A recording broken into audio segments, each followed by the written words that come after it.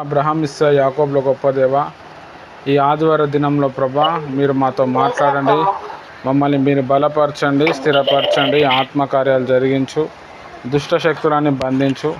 ఇలా జరుగుతున్న ప్రేయర్ని మీరు దీవించు ప్రభా. మరి ఎవరికైతే ఏ క్వశ్చన్స్ ఉన్నాయో ఆ డౌట్ అంతా కూడా మీరు క్లారిఫై చేసి అద్భుతాలు, ఆశ్చర్యకార్యాలు జరిగించమని యేసు క్రీస్తు నామంలో ప్రార్థిస్తున్నాను తండ్రి. ఆమేన్. మంచిది. మీకు ఏదైనా డౌట్ ఉంటే అడగండి, నాకు తెలిస్తే నేను మీతో పంచుకుంటాను. డౌట్ అడిగేటప్పుడు మీ పేరు, మీ ఊరు చెప్పండి. Thank you. బ్రేక్ఫాస్ట్ మార్నింగ్ మధ్యాహ్నం లంచ్ చేస్తా డైరెక్ట్ గా, ఏం ప్రాబ్లం రాదు కదా హెల్త్ కి. మార్నింగ్ బ్రేక్ఫాస్ట్ చేయకుండా లంచ్ చేస్తామంటారా? అవునండి. ఏం ప్రాబ్లం రాదు సిస్టర్. ఇంకా మంచిది. అది దాన్ని బ్రంచ్ అంటారు. బ్రేక్ఫాస్ట్ని ఇంకా లంచ్ని కలిపిన దాన్ని బ్రంచ్ అంటారు. అలా తీసుకోవటం వల్ల కూడా ఇంకా మంచిగా ఉంటుంది. కానీ ఈవినింగ్ టైంలో తొందరగా తినేస్తే మార్నింగ్ టైంలో బాగా ఆకలిస్తుంది. లేదు అని అంటే మార్నింగ్ తినేసి ఈవినింగ్ తిన్నా నడుస్తుంది. తినేటప్పుడు ఒక 7-8 అవర్స్ గ్యాప్ ఉండాలి. దానివల్ల హెల్త్ ఇంకా మంచిగా అవుతుంది. అదొక ఫాస్టింగ్, ఇంటర్మీడియట్ ఫాస్టింగ్ అంటారు దాన్ని. Okay, thank you. మంచి డౌట్ అడిగారు. ప్రభు సంస్కారం తీసుకున్నప్పుడు ఉపవాసం ఉండి తీసుకోవాలా, ఏదన్నా తినేసి తీసుకోవాలమ్మా? ఉపవాసం ఉండి తీసుకుంటే బాగుంటుంది అక్క. దానికి ఖచ్చితంగా ఉపవాసం ఉండి తీసుకోవాలని చెప్పి ఏమీ లేదు. కానీ కొన్ని సంఘాలలో ఏం చేస్తారంటే అది ఉపవాసం ఉండి ఇస్తారు. ఉపవాసం ఉండి తీసుకుంటే ఆత్మీయత పెరుగుతుంది. మంచి ఆలోచనతో, మంచి తలంపులతో ప్రభురాత్రి భోజనంలో మనము పాల్గొంటాము. ఉపవాసంలో ఉన్నప్పుడు ఏమవుతుందంటే మనకు బాగా పశ్చాత్తాపం వస్తుంది, కన్నీరు వస్తుంది. అయ్యో ప్రభు కొరకు మన పాపాలు ఒప్పుకుంటాము, మన గుండె పగిలిపోతుంది. ఉపవాసం లేకుండా తీసుకుంటే అంత పశ్చాత్తాపంలోనికి మన మనసు వెళ్ళదు. కొంతమంది పేషెంట్స్ ఉంటారు, షుగర్ పేషెంట్స్ ఉంటారు, లేకపోతే ట్యాబ్లెట్లు వేసుకునేటోళ్ళు ఉంటారు. వారికి ఉపవాసం ఉంటే ఇంకా ఇబ్బంది అయిపోతుంది. కాబట్టి వాళ్ళు తినేసి తీసుకోవచ్చు.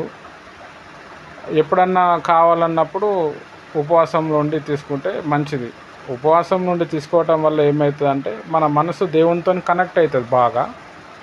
అట్లా అని చెప్పి ప్రభు వాళ్ళు ఉపవాసం ఉండే తీసుకోవాలని చెప్పి ఏమీ లేదు. కొన్ని చర్చెస్లో కొంతమంది పాస్టర్స్ ఏం చేస్తారు అంటే లేడీస్ ఎవరైనా గోల్డ్ ఇట్లా ఏమైనా వేసుకుంటే ప్రభురాత్రి భోజనం ఇవ్వరు. వైట్ డ్రెస్ వేసుకోకపోతే కూడా ప్రభురాత్రి భోజనం ఇవ్వరు. దశమ భాగం ఇవ్వకపోతే కూడా ప్రభురాత్రి భోజనం ఇవ్వరు. ఇంట్లో టీవీ ఉంటే కూడా ప్రభురాత్రి భోజనము ఇవ్వరు. వాళ్ళ సంఘాల్లో అవి సిద్ధాంతాలు 2 రోజులు 3 రోజుల నుంచి ఉపవాసంలో ఉండి నడిపించి ఆ ఒక్క సండేనే ఇస్తారు. మిగతా సండేలో ఉండవు. కొన్ని దగ్గర అయితే 3 నెలలకు ఒక్కసారే ఇస్తారు.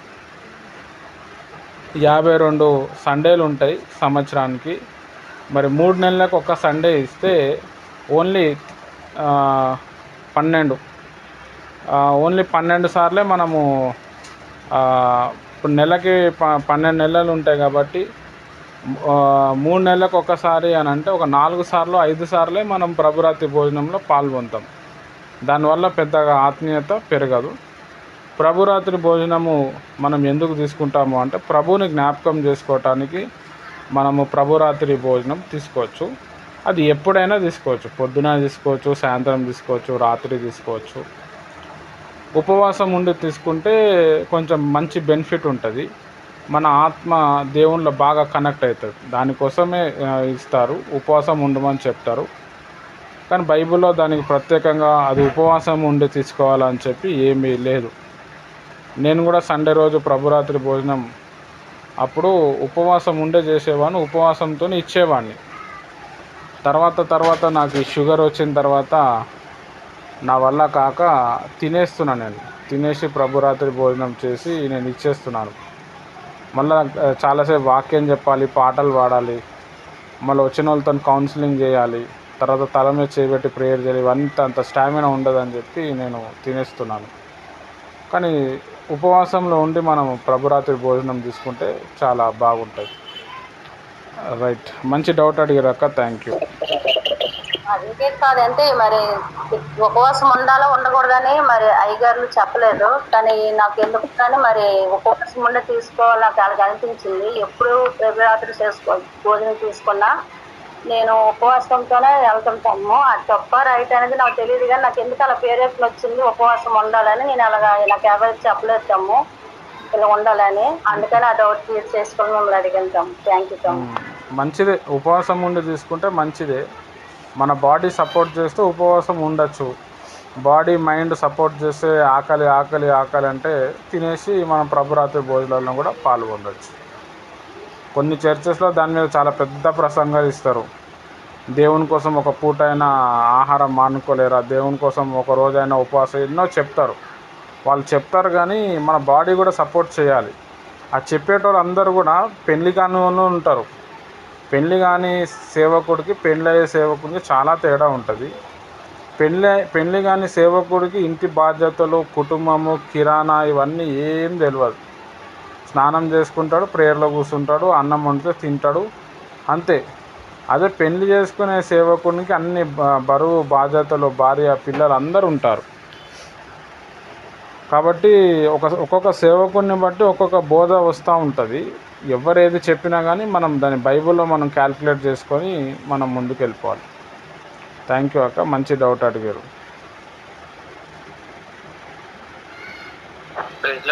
ఒకసారి స్వస్థత పొందిన తర్వాత మరలా అస్వస్థత గురవుతామా? గురి అవుతాం బ్రదర్. అస్వస్థతలు రావటానికి కారణం ఏంటంటే మన పాపాల వల్ల. ఇప్పుడు ఒక ముక్కు ఉంది మనకి, చచ్చిపోయేంత వరకు ఖచ్చితంగా దానికి సర్ది అవుతుంది, జలుబు వస్తూనే ఉంటుంది. తల ఉంది, ఎట్లయినా హెడేక్ వస్తూ ఉంటుంది, కాబట్టి అది అవుతుంది. ఇప్పుడు మాకు తెలిసిన కొంతమంది సిస్టర్స్ ఉన్నారు, వారికి ప్రాబ్లం ఉన్నప్పుడు వారికి రోగం వస్తే ప్రేయర్ చేసి ఆ రోగం అంతా తగ్గిపోయింది. తర్వాత కూడా భవిష్యత్తులో ఏదో ఒక రోగం వచ్చింది వాళ్ళకి. క్యాన్సర్ ఉన్న వాళ్ళకి, హెచ్ఐవి ఉన్న వాళ్ళకి కూడా ప్రేయర్ చేస్తే తగ్గిపోయింది. తర్వాత తరచుగా ఏదో ఒక రోగము వస్తూ వచ్చింది. స్వస్థత ఒకసారి జరిగిన తర్వాత మళ్ళీ కూడా జరిగే ఛాన్స్ ఉంటుంది. ఇప్పుడు మనము ఒకసారి అన్నం తింటాము, అన్నం తినిన తర్వాత ఖచ్చితంగా మళ్ళీ మనకు ఒక రోజు తర్వాతనే ఆకలి వేస్తుంది. అట్లా స్వస్థతలు జరుగుతూ ఉంటాయి, మళ్ళీ బాడీ కూడా వీక్ అయిపోతూనే ఉంటుంది. రైట్ బ్రదర్, మంచి క్వశ్చన్ అడిగారు.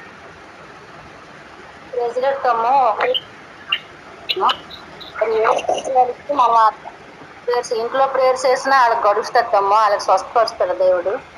ఏంటక్క, మళ్ళీ ఒకసారి అడగండి.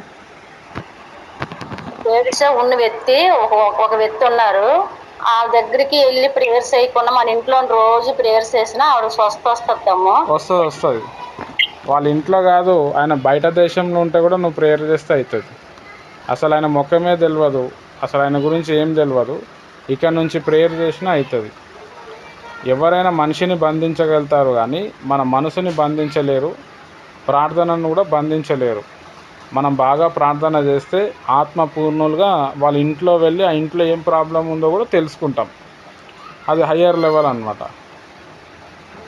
కాబట్టి మనకు తెలిసిన వాళ్ళందరూ బంధువులు, చుట్టాలు ఎవరైతే ఉంటారో మనం బుక్లో వాళ్ళ పేర్లన్నీ రాసుకొని ఏదో ఒక రోజు ఏమో ఫ్రెండ్స్ కోసమే ప్రేయర్ చేయటం, ఒకరోజేమో బంధువుల కోసం ప్రేయర్ చేయటం, ఒకరోజేమో రక్త సంబంధికుల కోసం ప్రేయర్ చేయటం, ఒకరోజేమో విశ్వాసుల కోసం ప్రేయర్ చేయటం, ఒకరోజు దేశం కోసం ప్రేయర్ చేయటం. ప్రేయర్ చేయటం ఇంపార్టెంట్, ఖచ్చితంగా దేవుడు ఏదో ఒకటి ఫలితం ఇస్తాడు. మనం కొంతమందికి ప్రేయర్ చేస్తూ ఉన్నప్పుడు కొన్ని ఆన్సర్స్ రావు. ఆన్సర్స్ రాకపోయినా మనకున్న ప్రేయర్ మ్యాటర్ వల్ల అది మనకు మంచి జరుగుతుంది. మనకి ప్రార్థన చేయడానికి ఏదో ఒక మ్యాటర్ రావాలా, ఏదో ఒకటి కావాలా. కాబట్టి తరచుగా మనం ప్రార్థన చేస్తూ ఉంటే ఆ వ్యక్తి బాగా అవుతాడు. బాగా కాకపోయినా మనం తరచుగా మనం ప్రార్థన చేస్తూ ఉండాలి. దానివల్ల ఏమవుతుందంటే మనం డెవలప్మెంట్ అవుతాం. అందుకే మనము ప్రార్థన చేయాలి. మంచి డౌట్ అడిగాక, థ్యాంక్ యూ. మరి యాక్చువల్ చెప్పాలనుకుంటున్నాను, తర్వాత లాస్ట్లో చెప్పాలా? లాస్ట్లో చెప్పండి, లాస్ట్లో. Praise the lord sister. అన్నయ్య కొన్ని కొన్ని చర్చెస్ లో చప్పట్లు కొట్టరు, అంటే బాప్టిస్ట్ సంఘాలలో కొన్ని సంఘాలలో చప్పట్లు కొట్టరు, మళ్ళా ఆరాధన చెయ్యరు, ఇలా ఉంటాయి కదన్నయ్య. అంటే ఇవి ఆచారపరంగా వచ్చాయా, లేకపోతే ఒక్కొక్క సంఘాలలో వాళ్ళు పెట్టుకున్నారా ఈ విధంగా మనం కొట్టకూడదు ఇలా ఇలా అని చెప్పేసి? అంటే మనం భక్తి ఆచారపరంగా చేయకూడదు కదన్నయ్య, అది ఒక డౌట్. అవును సిస్టర్, అవునవును, మంచి డౌట్ అడిగే సిస్టర్. బైబిల్లో అయితే చప్పట్లు కొట్టి ప్రభువుని స్తుతించండి అని చెప్పారు, వాయిద్యములతో స్తుతించని కూడా చెప్పారు. అయితే కొంతమంది ఏం చేస్తారు అని అంటే వాళ్ళకి నచ్చిన దాంట్లో వాళ్ళు చెప్తారు చప్పట్లు కొట్టద్దు. చప్పట్లు ఎందుకు కొట్టద్దు అని అంటారంటే, ఎక్కువగా చర్చ్ ఆఫ్ క్రైస్ట్ వాళ్ళు క్రీస్తు సంఘం అని పెట్టుకుంటారు చర్చ్, వాళ్ళు కొట్టద్దు అంటారు. పిడి సుందర్రావు మనుషులు, జయశాలి అంటారు, కొదుమసింహం అంటారు, ఎన్నో పేర్లు ఉన్నాయి ఆయనకి. వాళ్ళు చప్పట్లు కొట్టద్దు అని ఒక దగ్గర మౌనంగా ఆరాధన చేయాలని చెప్పి బైబిల్లో ఒక దగ్గర ఉందన్నమాట. ఆ ఒక్కటే వచనం పట్టుకొని వాళ్ళు ఏం చేస్తారు అని అంటే, చప్పట్లు కొట్టద్దు, డ్రమ్స్ కూడా వాయించద్దు, వాళ్ళు వాయించరు. వేరే వాళ్ళు వాయిస్తూ ఉంటే వాళ్ళని ఎగతాళిగా చూస్తూ ఉంటారు. దాని తర్వాత మనం బైబిల్ పరంగా చూస్తే చప్పట్లతో ప్రభువుని స్తుతించాలి, వాయిద్యాలతో స్తుతించాలి, దేవునికి కొత్త పాట పాడాలి అని చెప్పి బైబిల్లో రాయబడ్డది. ఇది వాళ్ళు కొంతమంది పెట్టుకున్నారు. అంటే అందుకే బైబిల్ మనము చదివేటప్పుడు బైబిల్కి సంబంధించిన కొన్ని వచనాలు ఉంటాయి, ఆ వచనాలు ఇంకెక్కడెక్కడ సాటిస్ఫై చేసినవి చదవాలి. చప్పట్లు కొట్టకుండా ప్రేయర్ చేయాలని చెప్పి ఎక్కువ దగ్గర లేవు, కానీ చప్పట్లు కొట్టే ప్రభుని స్తుతించండి అని చెప్పి చెప్పబడ్డది. అయితే కొన్ని చర్చెస్లో వాళ్ళ అయ్యగారులు వాళ్ళు చదువుకొని వాళ్ళ సిద్ధాంతం కొన్ని తెచ్చుకొని, మనం చప్పట్లు కొట్టద్దు, మనము వాయిద్యాలు వాయించద్దు, అందరు ఒకటే కోరస్తోని పాట పాడాలి, ఇక రకరకాల బోధలు అట్లా వచ్చినాయి. అట్లా చాలా దాంట్లో ఉంటాయి. వాళ్ళు బైబిల్లోకి వెళ్ళి చెప్తారు, మనం కూడా బైబిల్లోకి వెళ్ళి చెప్తాము. అయితే దేవుని ఒక ఆత్మచేత నింపబడినప్పుడు దాని కరెక్ట్ మీనింగ్, ఇన్నర్ మీనింగ్ తెలుస్తుంది. కొంతమంది సైంటిస్టులు, ప్రొఫెసర్సు, బాగా డీప్గా చదివేటోళ్ళు వాళ్ళ సొంత సిద్ధాంతాలు పెట్టుకొని దాన్ని ప్రపోజ్ చేస్తూ ఉంటారు, అప్పుడు వితండవాదన చేస్తూ ఉంటారు. కానీ మనం బాగా బైబిల్ చదువుతూ ఉంటే బైబిల్లో చాలా దగ్గర కొత్త పాట పాడండి, వాయిద్యములతో, తంబురతో, సితారతో యెహోవాను స్తుతించండి, చప్పట్లు కొట్టి జయధ్వనులతో ఆయనను స్తుతించండి అని చెప్పి కీర్తన గ్రంథంలో చాలా రకాలుగా ఉన్నాయి. మనం ఏ చర్చికి వెళ్ళినా కానీ అక్కడున్న చర్చు విధానం చూసుకొని, ఓహో ఈ చర్చిలో ఇట్లా ఉందా అని చెప్పి అర్థం చేసుకొని, మన దేవుని ఆత్మ మనలో ఉంటుంది కాబట్టి దేవుని చిత్తం అయితే మనం ఆ చర్చిలో కనెక్ట్ అవుతాం, లేకపోతే మనం కట్ అయిపోతాం.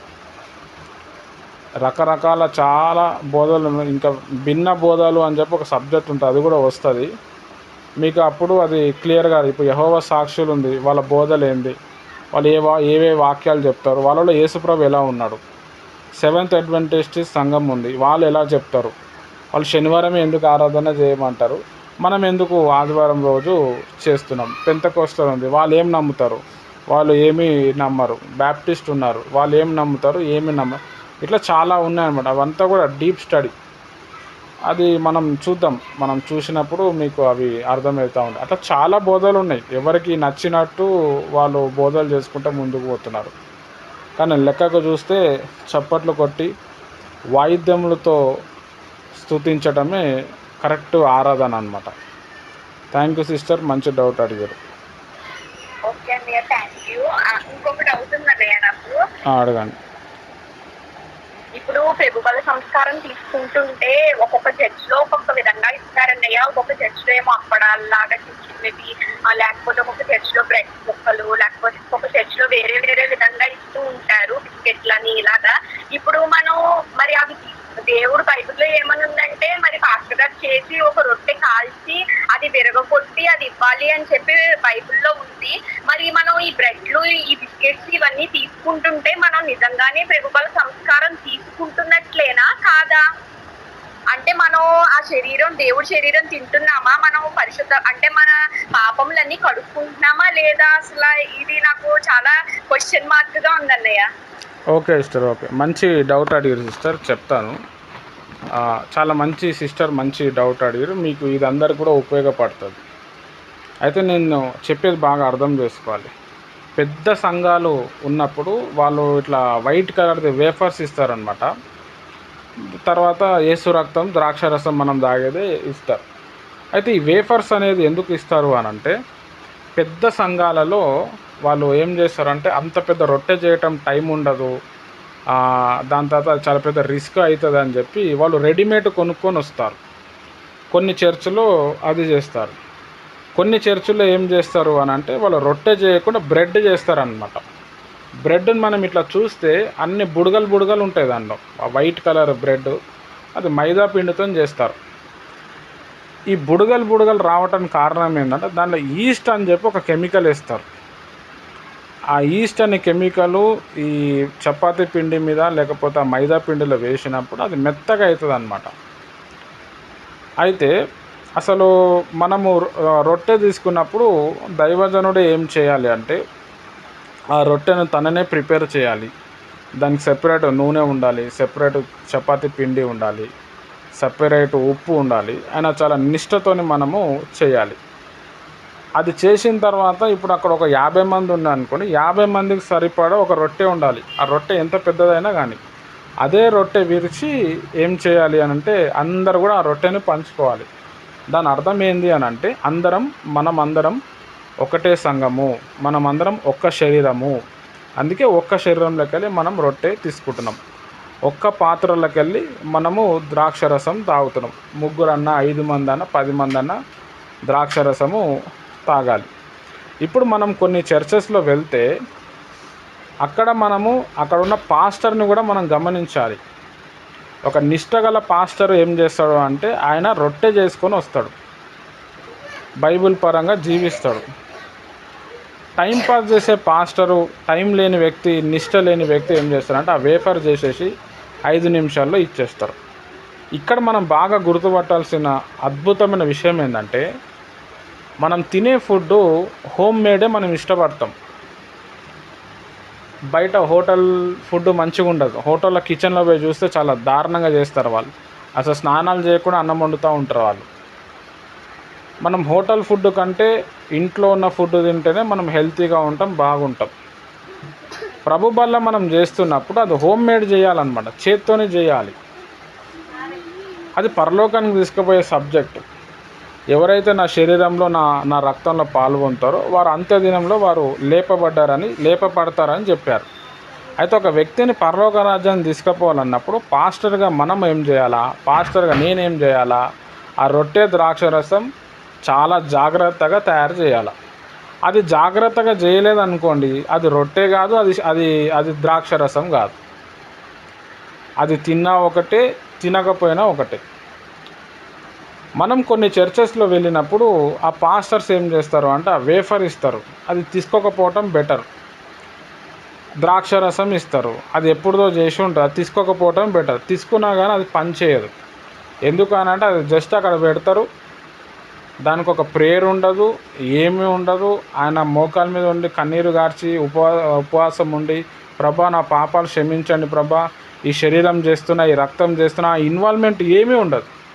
జస్ట్ ఆ వాటర్ తీసుకొని ఆ ద్రాక్షరసం తీసుకొని చిన్న చిన్న గ్లాసెస్లో వేసి జస్ట్ ప్రేయర్ చేసి ఇచ్చేస్తాడు. అది మామూలుగా మనం తినే హోటల్ ఫుడ్ టైప్ ఉంటుంది. అయితే మనం చర్చికి వెళ్ళినప్పుడు అక్కడ గమనించాలి అయ్యగారు ఏం చేస్తారు. నేను మ్యాంగ్లూరులో మా తాత వాళ్ళ చర్చికి వెళ్ళాను ఒక మే నెలలో. వెళ్ళినప్పుడు ఆ వేఫర్సే ఇచ్చారు వాళ్ళు, యేసు రక్తం ఏమీ లేదు. గంట లోపల ప్రేయర్ అయిపోయింది, ఆ గంటలోనే అన్నీ అయిపోయినాయి. నేను ఇంకా యేసు రక్తం ఇస్తారేమో అంటే ఏమీ లేదు. ఆ వేఫర్స్ కూడా ఎక్కడి నుంచి తీసారు, ఒక సిలువది బొమ్మ ఉంది, విగ్రహం బొమ్మ, దాని కాలు కింద, ఆ సిల్వ బొమ్మ కాలు కింద ఒక చిన్న షెల్ఫ్ ఉంది. ఆ షెల్ఫ్లోకి వెళ్ళి ఈ వేఫర్స్ కొన్ని తీసి ఆడామే ఇస్తుంది, పాస్టర్ ఇస్తలేడు. ఆమె బొట్టు పెట్టుకొని ఉంది, టిక్లీ బొట్టు పెట్టుకొని ఆమె అందరికీ ఇస్తూ ఉంది. మగాయన లేడీస్కి ఇస్తున్నాడు, ఆడామేమో జెంట్స్కి ఇస్తున్నారు. నేను మా నాన్న ఉన్నాం. సరే తర్వాత ద్రాక్షరసం వస్తుంది అనుకుంటే అది ఏమీ వస్తలేదు. బైబిల్లో అక్కడ ఏమని చెప్పిండు, రొట్టె ఇవ్వాలి అని చెప్పిండు. ఇక కొంతమంది తీసుకొచ్చిన వాదం ఏంటంటే అవి అంత పెద్ద రొట్టె ఎవరు చేస్తారు అని చెప్పి, ఇది రెడీమేడ్గా ఉంటుంది కదా అని చెప్పి అది ఇచ్చేస్తారు. అది తీసుకున్న ఖచ్చితంగా మనం నరకానికి పోతాం. ఎందుకంటే అది ప్రభు శరీరమే కాదు. ఒక రొట్టె ఎలా అవుతుంది అని అంటే పిండి, ఉప్పు, నూనె కలవాలని లేవి కాండంలో చెప్పారు. దాన్ని నూనెతో కాల్చాలి, కొంచెం ఉప్పు చేర్చాలని కూడా చెప్పారు. కొన్ని చర్చెస్లో రొట్టె చేస్తూ ఉన్నప్పుడు దాంట్లో షుగర్ వేస్తారు, పాలు వేస్తారు, నువ్వుల పిండి వేస్తారు, అది మెత్తగా కావాలని. అదంతా కూడా తప్పు. నేను ఎక్కడైతే బాప్టిజం తీసుకొని నేను సేవ ఎక్కడైతే స్టార్ట్ చేసినానో మా అయ్యగారు ఏం చేస్తారంటే దానిలో చక్కెర వేస్తుండే. నేను చాలా సంవత్సరాల్లో చక్కెర వేసే రొట్టెని చేసేటోడిని. తర్వాత లేవి కాండం ఒకరోజు చదివినప్పుడు అందులో ఉప్పు చేర్చాలి, నూనె చేర్చాలి, గోధుమ పిండి ఉండాలి అని చెప్పి ఆ ఇంగ్రీడియంట్స్ గురించి చెప్పినప్పుడు ఒకటేసారి నేను షాక్ అయిపోయి, అరే మనం చేస్తుంది తప్పు అని చెప్పి నేను ఉప్పు వేసి చేయటము మొదలుపెట్టినాను. ఇక్కడ మనం తెలుసుకోవాల్సిన విషయం ఏంటంటే చాలా నిష్టతోటి వాటిని చేయాలి. చేసేటప్పుడు ఆ చేసే వ్యక్తి లైఫ్ లాంగ్ గోల్డ్ వేసుకోవద్దు. చాలామంది ఉంగరం పెట్టుకొని కూడా ప్రభు వల్ల చేస్తారు. వాళ్ళకి దేవుడు ప్రభు వల్ల చేయమని చెప్పడు. వాళ్ళు ఏదో ట్రైనింగ్ చేసిన బల్ల కావాలి కదా అని చెప్పి వాళ్ళు చేసుకుంటారు. సేవ చేస్తున్నాము అంటే మనలో సమర్పణ అనేది ఉండాలి. నువ్వు చేసే సేవ చిన్నదే కావచ్చు, లోకం ప్రతిఫలం తీసుకొస్తుంది. ఇప్పుడు పెద్ద పెద్ద చర్చెస్లో వాళ్ళు ఏం చేస్తున్నారు అంటే ఒక ప్రసాదం ఇచ్చినట్టు ఆ రొట్టె ద్రాక్షరసం, ఆ వేఫర్స్ ఇస్తున్నారు, ఆ ద్రాక్షరసం ఇస్తున్నారు. వీళ్ళు మోకాల మీద ఉండదు, పాపం ఒప్పుకొని ఉండదు, జస్ట్ ఇట్లా ప్రేయర్ చేసుకొని తినేస్తారు. ఇంకా కొన్ని చర్చెస్లో అయితే బ్యాప్టిజం కూడా తీసుకోరు, అన్యులకు ఇచ్చేస్తారు, చిన్నపిల్లలకి ఇచ్చేస్తారు. ఆ దేవుడు బ్యాప్టిజం ఇస్తేనే దేవుడు అవుతాడా? బ్యాప్టిజం ఇవ్వకపోతే దేవుడు కాదా? దేవునికి ఇట్లా వితండవాదం చేస్తూ ఉంటారు. ఇక్కడ బైబిల్ ఏమని చెప్పిండు? అయోగ్యంగా దాంట్లో పాలు పొందొద్దు అని చెప్పిండు. పాత నిబంధనలు మనం చూస్తే మనము ప్రత్యక్ష గుడారం అనే గుడిసెలో వెళ్ళాలి అంటే గంగాలంతో ఫస్ట్ కాళ్ళు కడుక్కోవాలి. గంగాలం అంటే ఒక తొట్టి అన్నమాట. ఆ తొట్టిలో కాళ్ళు కడుక్కున్న తర్వాతనే ప్రత్యక్ష గుడారంలో వెళ్ళి సన్నిధి రొట్టెలు తినాలి. ఇక్కడ గంగాలంలో కాళ్ళు చేతులు కడుక్కోకుండా దాంట్లో ఎంట్రీ ఇవ్వద్దు, అది తప్పు అన్నమాట. అట్లనే ఒక వ్యక్తి ప్రభు బల్ల తీసుకునేటప్పుడు ఫస్ట్ బాప్తిజం అనుభవంలోనే ఉండాలి. నిండుగా నేను యేసయ్యనే దేవుడు అని చెప్పి నువ్వు నిండుగా మునుగుతున్నావు నీళ్ళల్లో, కథం. ఆ మునిగిన తర్వాత నీ కష్టం వచ్చినా, రోగం వచ్చినా, ఒకసారి రక్తం చిందించాల్సిన వచ్చినా కానీ నువ్వు చేయాల్సింది ఏంటి అంటే ప్రభు కొరకు నువ్వు జీవించాల. అందుకే నువ్వు బాప్తిజం తీసుకుంటున్నావు. సంఘం సాక్షి, దేవదూతల సాక్షి, అక్కడున్న నీళ్ళు కూడా సాక్షి అని చెప్తుంది. అయితే ఈ అన్యులకు ప్రభు వల్ల ఇచ్చినామనుకోండి, వాళ్ళకి పెద్దగా దేవుని గురించి తెలియదు, వాళ్ళు యేసు ప్రభు సాక్షిగా ఉండరు, దీనివల్ల ఇబ్బంది అయిపోతుంది. కాబట్టి ప్రభు వల్ల మనం తీసుకుంటున్నప్పుడు చాలా జాగ్రత్తగా ఉండి మనం ప్రభు వల్ల తీసుకోవాలి. ఆ ప్రభు వల్ల తీసుకున్నప్పుడు చూడాలి వాళ్ళు ఏమి ఇస్తున్నారు అని చెప్పి. రొట్టె ఇస్తున్నారా లేకపోతే ఈ వేఫర్స్ ఇస్తున్నారా? ఆ వేఫర్స్ ఇస్తున్నారు అనుకోండి వద్దు అని చెప్పేసారు. ఎందుకంటే అది తీసుకున్న ఒకటే, తీసుకోకపోయినా ఒకటి. పరుల పాపంలో మనం పాలి భాగస్థులంగా అవుతాం. నేను బెరాకకు వెళ్ళినప్పుడు వాళ్ళు డైరెక్ట్ బిస్కెట్ ఇచ్చారు. బిస్కెట్, పార్లేజీ బిస్కెట్ 2 రూపాయలు ఉంటుంది కదా, ఆ బిస్కెట్ ముక్కలు కట్ చేసి వాళ్ళు చెప్పులు వేసుకొని ఉన్నారు, బిస్కెట్ ఇస్తున్నారు వాలంటీర్స్. ఇక నేను తీసుకోవాల్సి వచ్చింది, చాలా ఒత్తిడి చేసారు వాళ్ళు. ఒక్కసారి మనం ఆ బిస్కెట్ గురించి ఆలోచిస్తే, ఎప్పుడైనా మీరు బిస్కెట్ ఫ్యాక్టరీకి వెళ్ళాలి. బిస్కెట్ ఫ్యాక్టరీకి వెళ్తే ఈగలు, దోమలు అన్నీ ఉంటాయి దాంట్లో. ఆ బిస్కెట్ తయారు చేసి అంతా అది ఫిల్టర్ అయ్యి మనకు బిస్కెట్గా వస్తుంది. అసలు ఆ ఫ్యాక్టరీకి వెళ్తే అసలు బిస్కెటే తినం. అలాంటి బిస్కెట్ తీసుకొచ్చి ప్రేయర్ చేసి, ఇది ప్రభు శరీరం అంటే ఎట్లుంటుందండి? ఇంకా కొంతమంది ఏం చేశారంటే ఈ బెరాకా చర్చిలో ఉన్న కొంతమంది మెంబర్సు గోధుమ పిండితో గవ్వలు చేస్తారు. గవ్వలు చేసి అది పానకం పెడతారు, వైట్ కలర్లో ఉంటుంది కొంచెం. అది ప్రభు శరీరము అని చెప్పి ప్రేయర్ చేసి తీసుకుంటున్నారు. సరే దాంట్లో గోధుమలు ఉన్నాయి, ఓకే. తర్వాత వాటర్ బాటిల్ తీసుకొని ప్రేయర్ చేసి ఇది ప్రభు రక్తం అని చెప్పి తాగుతున్నారు. అదేంది బ్రదర్, ఇది ప్రభు రక్తం ఎట్లయితుంది వాటర్ అంటే? ఆయన చెప్తున్న విధానం ఏంటంటే, యోహాను సువార్త 2వ అధ్యాయంలో యేసు ప్రభు నీళ్ళని ద్రాక్షారసంగా మార్చిండు. నీళ్ళని ద్రాక్షారసంగా మార్చినప్పుడు ఇప్పుడు ఈ నీళ్ళు కూడా ద్రాక్షారసమే అంటున్నాడు ఆయన. నేను ప్రేయర్ చేయటం వల్ల ఈ నీళ్ళు ద్రాక్షారసంగా మారినాయి. జస్ట్ కామన్ సెన్స్ ఉపయోగిస్తే వాటర్ ఎట్లా ద్రాక్షారసం అవుతుంది? అక్కడ అవసరత ఉండే ప్రభువారు ఏం చేశారు, నీళ్ళకి ద్రాక్షారసం చేసిండు. మరి ఇక్కడ చేయాలి కదా. అట్లాంటి భయంకరమైన సైతాన్ బోధలతోటి ప్రజలు వాక్యం కామన్ సెన్స్ లేక దాన్ని పెద్దగా అర్థం చేసుకోక లోకంలో కలిసిపోయినటోళ్ళు, పాపంలో పడేటోళ్ళు ఉన్నారు. ఇప్పుడు నువ్వు నీళ్ళు ఇస్తున్నప్పుడు నువ్వు ద్రాక్షరసం చేస్తే అయిపోతుంది కదా, పెద్ద విషయం ఏం కాదు. ద్రాక్ష పండ్లు కడిగి కొంచెం దాంట్లో చక్కెర వేసి ఇట్లా కొంచెం దాన్ని స్మాష్ చేస్తే ద్రాక్షరసం అవుతుంది. వంట చేసేటప్పుడే కూరగాయలు కట్ చేసి అన్నము అంతా 3 సార్లు కడిగి పొయ్యి మీద పెడతాము. మనం డైలీ తినే ఫుడ్ ఇది పరలోక రాజ్యం తీసుకుపోయే ఫుడ్. మరి దానికి మనము హోమ్ మేడ్గా చేయొచ్చు కదా, ఎంత మంచిగా ఉంటుంది. ఇప్పుడు మేము నిజాంపేట పాస్టర్స్ ఫెలోషిప్లో ఉంటాము. 16-18 సంఘాలు ఉన్నాయి. చాలా సంఘాలు ఓన్లీ సండే రోజే బల్ల ఇస్తారు వాళ్ళు, మిగతా సండేలో ఇయ్యరు. ప్రభువారు ఏం చెప్పారంటే, నన్ను జ్ఞాపకం చేసేటకే దాన్ని చేయండి అన్నాడు. సండే మనం కలుసుకునేదే ప్రభుకి. అక్కడ ఆ మ్యాటరే ఉండదు, ప్రభురాత్రి భోజనమే ఉండదు, ఇంకేం కలుసుకున్నట్టు? పాటలు, వాక్యమా? కాబట్టి మీరు ఎక్కడైనా సంఘానికి వెళ్తే అక్కడ మీ పాస్టర్ గారికి అయ్యా మీరు రొట్టె చేయండి అని చెప్పచ్చు, మీరు బైబిల్లో ఉంది. ఇంకా కొన్ని చర్చెస్లో ఏం చేస్తారంటే మల్టీగ్రెయిన్ ఆట వాడతారు, అది కూడా వాడద్దు. దాంట్లో మైదా పిండి కలుస్తుంది, జొన్న పిండి కలుస్తుంది, నువ్వుల పిండి అన్నీ కలుస్తుంది. అది కాదు, గోధుమ రొట్టె అన్నాడు, గోధుమ రొట్టె చేయాలంతే. కాబట్టి మీరు చర్చికి వెళ్తే అక్కడ రొట్టె ఇస్తారా లేదో చూసుకోండి, ఆ రొట్టె తీసుకోండి. లేకపోతే ఏమవుతుందంటే వాళ్ళకున్న ఇబ్బంది వాళ్ళు చేస్తున్న దాంట్లో మీకు కూడా అంటుకుంటుంది. రైట్, మంచి క్వశ్చన్ అడిగారు సిస్టర్, థ్యాంక్ యూ అన్న. ప్రెసిడెంట్ అన్న, అది ఇప్పుడు చెప్పిన దానికి ఎక్స్ప్లెనేషన్కి ఇప్పుడు ఆ పాస్టర్ గారు చాలా సంవత్సరానికి ఎంతో కష్టపడి ఇప్పటికీ అదే బైబిల్ మిషన్ అన్న వాళ్ళది చాలా హీలింగ్స్ అయ్యి అన్ని చేస్తున్నారు. అంతా ప్రేపులుగా ఉంటారు, ఇంచుమించు 13 గంటలు, 8 గంటలు, 10 గంటలు ప్రేపులుగా ఉంటారు. కాకపోతే ఇది మాత్రం ఇస్తారు, మీరంటే వేపర్ ఇస్తారు. అదే బ్రదర్ మోకాలు ప్రార్థన చేయడం, మోకాళ్ళు 15 గంటలు 13 గంటలు ఇలాగా గడపడం, అంటే ఫీలింగ్స్ చేయడం, ఇలాంటి అన్ని బాగుంటాయని అక్కడ. ఇటు వచ్చి ఇది మాత్రం చేస్తారు. మరి వాళ్ళకి తెలిసి చేస్తారు, తెలుసా తెలియక పర్లేదానా? అదే ఇప్పుడు వాళ్ళకి మనం అడిగితే కూడా అదేం తప్పు కాదు, ఇదేం తప్పు కాదు, అది గోధుమ పిండితోనే చేసింది కదా అని అంటారు. అక్కడ మనం బైబిల్ మనం చూసుకుంటే రొట్టె విరిచిండు. అక్కడ ప్రభు తను అప్పగించిన రాత్రి ఒక రొట్టెను ఎత్తుకొని కృతజ్ఞాస్తుతో చెల్లించి దాన్ని విరిచిండు. ఆ రొట్టె 12 మంది పంచుకున్నారు. ఇక్కడ రొట్టె ఏడ విరిచినట్టు? అది బైబిల్ సంపూర్ణతకి అది చిహ్నం కాదు.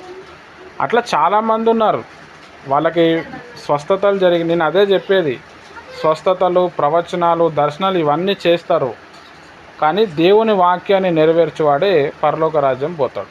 ఇప్పుడు మా సంఘమే ఉంది, నేనే బాప్తిజం తీసుకున్నాను, మా అయ్యగారే నన్ను అభిషేకించి సేవలో నిలబెట్టిండు. దాదాపు ఒక 300-400 మంది సంఘాలు కట్టిండు. ఇప్పుడు నేను ఇట్లా ఉన్నా అంటే ఆయననే దాంట్లో రొట్టె చేస్తున్నప్పుడు షుగర్ వేస్తున్నాడు. అరే ఇది తప్పు అని చెప్పి బైబిల్ అర్థమైన తర్వాత నేను అది వదిలేసి సాల్ట్ వేసుకుంటున్నాను. నేను మనము అక్కడ ఇక్కడ అన్ని సంఘాలకు వెళ్తాము. వెళ్ళిన తర్వాత దేవుడు మనకు కొన్ని ప్రత్యక్షతలు ఇస్తాడు. ఆ ప్రత్యక్షతలు బైబిల్గా కనెక్ట్ అవ్వాలి. అది మనం నేర్చుకొని దాన్ని ఫాలో అవ్వాలి. ఇప్పుడు బైబిల్ మిషన్లో చాలా మిస్టేక్స్ ఉన్నాయి. బైబిల్ మిషన్లోకి వెళ్ళి కొంతమంది బయటకు వచ్చిన తర్వాత దాన్ని రెక్టిఫై చేసుకున్నారు, ఇది కాదు అని చెప్పి. హోసన్న మినిస్ట్రీస్లో కొన్ని మిస్టేక్స్ ఉన్నాయి, దాన్ని రెక్టిఫై చేస్తాడు. అప్పుడు ఆ భక్తులు చేసింది అప్పటికి అది కరెక్టు. కానీ వాక్యం లోతుగా కొంచెం మనకు అర్థమైన తర్వాత మనకి దేవుడు ఏదైతే ప్రత్యక్షత ఇస్తున్నాడో దాని ప్రకారం మనం ముందుకు వెళ్ళటం చాలా ఇంపార్టెంట్. ఇప్పుడు ఈ అయ్యగారు ఉన్నారు, ఆయన చాలా మోకాల మీద ఉండి ఆయన ఎన్నో సంవత్సరాల నుంచి చేస్తున్నాడు. వాళ్ళ కొడుకు మన్వడుగు వచ్చేసరికి వాళ్ళు చెయ్యరు ఇట్లా, వాళ్ళకి వాక్యం అర్థమవుతుంది, వాళ్ళు మళ్ళీ రొట్టె ఇస్తారు. అట్లా చాలా ఉన్నాయన్నమాట. దేవుడు అట్లా సంఘాన్ని మెల్లమెల్లగా మార్చుకుంటా లాస్ట్కి అపోస్తుల బోధ కిందికి తీసుకొస్తాడు. అందరూ ఒకటే బోధ కిందికి వస్తారు. అప్పుడు దేవుని రాకడ వస్తుంది. అంతకుముందు ఓన్లీ చిలకరింపు బాప్టిజమే ఉంటుండే. దాని తర్వాత ఇప్పుడు అందరు కూడా నీళ్ళలో ముంచి బాప్టిజం ఇవ్వాలా అని చెప్పి కాన్సెప్ట్ వచ్చింది. అప్పట్లో పెద్దగా పరిశుద్ధాత్మని పెద్దగా నమ్మేవారు కాదు. ఇప్పుడు ఈ బైబిల్ మిషన్ అయ్యగారు వచ్చిన తర్వాత కొంచెం పరిశుద్ధాత్మ గురించి ఎక్కువ ఆ తీవ్రత ఎక్కువైంది. అన్య భాషల గురించి ఆయననే ఎక్కువ చెప్పిండు, దాని గురించి ఎవరు చెప్పలేడు. అట్లా కాలం సంపూర్ణత అయినప్పుడు ప్రభు అన్ని ప్రత్యక్షతలు తీసుకొచ్చి నిలబెడుతూ ఉంటాడు. కాబట్టి ఇక్కడ మనము ఒక సత్య అన్వేషకులుగా మనం చేయాల్సింది ఏంటంటే, ఎవరైనా ఉండని, ఎంత తోపు ఉండని, తురుము ఉండని, ఆయన ప్రార్థన చేసి ఎంత అభిషేకమైనా రాని, బైబిల్ పరంగా ఉన్నాడా లేదో చూసుకోవాలి. బైబిల్ పరంగా ఉన్నాడా ఫాలో అవుతాం, బైబిల్ పరంగా లేడా మనం ఫాలో అవ్వద్దు. ఎందుకనంటే పౌలు భక్తుడు ఏదైతే బోధ చేసిండో ఆ బోధనే కరెక్ట్, పేతురు భక్తుడు ఏ బోధ చేసిండో ఆ బోధనే కరెక్ట్. ఈ ఇద్దరు బోధల మీదనే మొత్తం ప్రభు యొక్క సంఘం అంతా కూడా నిలబడ్డది. ఈ బోధకు కాకుండా వేరే బోధలు వచ్చినాయి అనుకోండి, అది దేవుడి దగ్గర నుంచి వచ్చిన బోధలు కాదు. పౌలు భక్తుడే చెప్తాడు, నేను కాక మళ్ళా రెండోసారి వచ్చి నేను ఇంకా వేరే ఏదైనా సువార్త చెప్తే కూడా మీరు నమ్మకండి, దేవదూతలు వచ్చి మీకు సువార్త చెప్తే కూడా మీరు నమ్మకండి. అందుకే దేవుడు మన అందరి చేతిలో బైబిల్ ఇచ్చాడు. ఈ బైబిల్ని మనము ఆకలితోని చదువుతున్నప్పుడు, అనలైజ్ చేస్తూ ఉన్నప్పుడు మనకి తెలుస్తూ ఉంటుంది. కొన్ని విషయాలు కొంతమందికి దేవుడు చెప్తాడు, చెప్పిన తర్వాత కూడా వాళ్ళు ఏం చేస్తారు అని అంటే, నా పరువు పోతుంది, సంఘం అంతా నన్ను క్వశ్చన్ చేస్తుంది, నేను డిస్టర్బ్ అయిపోతానని చెప్పి కూడా వాళ్ళు అట్లనే కంటిన్యూ అయిపోతూనే ఉంటారు. ఇప్పుడు హెబ్రాన్ చర్చ్లో భక్తు సింగ్ గారు ఉన్నారు. వారు బ్రదరన్ సంఘంలోకి వెళ్ళి వచ్చారు. వాళ్ళ ఆత్మీయ తండ్రి బ్రదరన్ వాళ్ళు ఏంటి అని అంటే, లేడీస్ సేవ చేయొద్దు అన్నది వాళ్ళ నినాదం.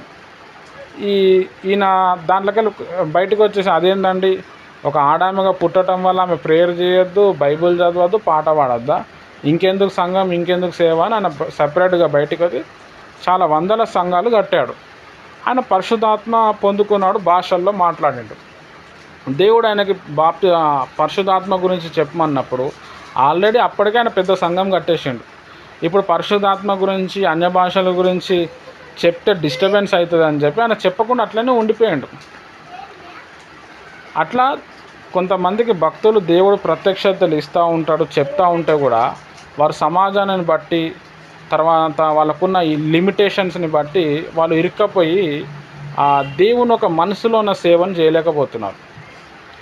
దేవుడు ఎవరిని చూస్తున్నాడు అంటే, తన మనసులోకి వెళ్ళి ఎవరు సేవ చేస్తారు, చాలామంది సేవ చేస్తారు. దేవుని మనసులోకి వెళ్ళి సేవ అనేది రావాలా. అప్పట్లో పౌలు భక్తుడు ఆ సేవ చేశాడు. కాబట్టి మనం బాగా పౌలు పత్రికలు బాగా చదివి పౌలు భక్తులు లాంటి సేవ చేయాలి. ఎందుకనంటే పౌలు భక్తుడు చాలా గలతీయులకు రాసిన పత్రిక 3వ అధ్యాయంలో ఉంటుంది. నాకు ఎవ్వరు చెప్పలేరు, యేసేయనే నాకు చెప్పిండని చెప్తాడు. ఏ మనుషుడు నాకు ఈ బోధ ఇవ్వలేదు, డైరెక్ట్ దేవుడే ఇచ్చిండు అంటున్నాడు. ఆయన అప్పటికే ధర్మశాస్త్రంలో మంచి పండితుడు, పాత నిబంధనలో పండితుడు, యెహోవా భక్తుడు ఆయన. కానీ యేసయ్యకు సాక్షిగా ఆయన మారిండు, బాగా రీసెర్చ్ చేసిండు. కాబట్టి మనం కూడా దేవుని ప్రియమైన వారలారా, ప్రభువా నేను ఏ టైప్ సేవ చేయాలి, భవిష్యత్తులో నా సేవ ఎట్లుంటుంది, సేవ అందరు చేస్తున్నారు, నీకు నచ్చిన సేవ నేను చేయాలి, నువ్వు నాకు సాయం చేయి, ఇలా చేయాలి, ఏం చేయాలని అడిగినప్పుడు అప్పుడు దేవుడు మన కళ్ళు ఓపెన్ చేస్తాడు. అన్నీ చాలా డీపెస్ట్ విషయాలు చెప్తారు. మనం అప్పుడప్పుడు ప్రేయర్ చేస్తూ ఉన్నప్పుడు బైబిల్లో డీపెస్ట్ విషయాలు చెప్పినప్పుడు కొంచెం వాక్యం మీద ఇంట్రెస్ట్ ఉన్నాడు, బైబిల్ బాగా చదివేటాడు, అరే ఆ బ్రదర్ కరెక్టే చెప్పిండు అని చెప్పి మనకు కనెక్ట్ అయిపోతారు. అది కూడా దేవుని చిత్తం అది. కాబట్టి ఇక్కడ మనం బాగా బైబిల్లో తరవ ఉండాలి.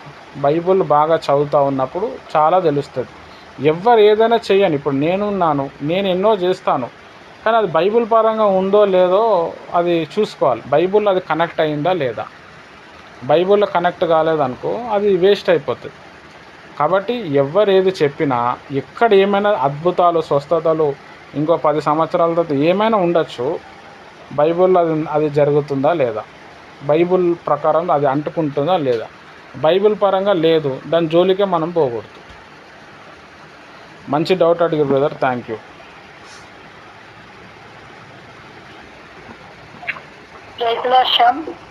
ఒక డౌట్, నా డౌట్ ఏంటంటే మామూలుగా క్రిస్టియన్స్ యొక్క వివాహము పగలపూట చేస్తారు. అది నాకు జనరల్ గా నాకు తెలిసిన విషయం. ఈ మధ్య 2-3 చోట్ల నేను ఏంటంటే రాత్రిపూట కూడా వివాహం చేస్తున్నారు. అది ఇట్లాగే చేయాలి, ఇలా చేయకూడదు అని బైబిల్లో ఏమైనా ఉందా? దీనికి కొంచెం క్లారిటీ ఇవ్వండి. Thank you. ఏం లేదక్క, ఇప్పుడు కొంతమంది నైట్ ప్రిఫర్ చేయడానికి కారణం ఏంటంటే వాళ్ళ బంధువులు చుట్టాలు మాకు జాబ్స్ ఉన్నాయి, మేము నైట్ టైంలోనే వస్తాము అని చెప్తారు. వాళ్ళ కోసం మేబీ వాళ్ళు నైట్ ప్రిఫర్ చేసి ఉండొచ్చు. కానీ బైబిల్లో అయితే నైటే చేయాలా డే చేయాలా అని చెప్పి ఏమీ లేదు. ముహూర్తాలు లేకపోతే సమయము కాలము దేవుడు చూడొద్దు అని చెప్పిండు. అది మనకి లేదు అన్నమాట. మనం ఏ రోజైనా చేసుకోవచ్చు. సండే అన్నా చేయొచ్చు, మండే అన్నా చేయొచ్చు, ట్యూస్డే అయినా, అర్ధరాత్రి అనేది ఎప్పుడైనా చేసుకోవచ్చు. అయితే మ్యారేజ్ చేస్తూ ఉన్నప్పుడు అన్యులకు సువార్త ప్రకటించినట్టు బాగుంటుందని చెప్పి కొంతమంది మార్నింగ్ టైంలో పెట్టి వాక్యంతో పాటు పెళ్ళితో పాటు కొంతమంది సువార్త కూడా చెప్తుంటారు. అది కూడా ఒక మంచి ఆలోచన. కొంతమంది ఆ ఊరి ప్రజలందరూ నైటే వస్తారు అంటే, అరే నైట్ వాళ్ళు లేకపోతే మనం ఏం మ్యారేజ్ చేస్తాము అని చెప్పి నైట్ టైమే కొంతమంది ప్రిఫర్ చేస్తూ ఉంటారు. అది మన ఇష్టం అన్నమాట, ఎప్పుడన్నా చేయొచ్చు. కానీ బైబిల్ ఈ టైంకే చేయాలని చెప్పి అయితే ఎక్కడ కూడా చెప్పలేదు. ఎప్పుడైనా చేయొచ్చు, ఎలాగైనా ఏ టైంలో అయినా చేయొచ్చు. Okay brother, thank you.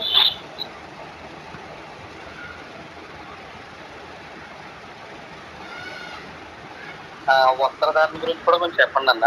అంటే మన కల్చర్ని బట్టి మనం డ్రెస్సులు వేసుకోవాలా, చాలా చోట్ల ఏమవుతుందంటే ఫేసులకి అవి పెట్టుకోవడం ఇవి పెట్టుకోవడం ఇవన్నీ చేస్తూ ఉంటారు కదా మన క్రిస్టియన్స్.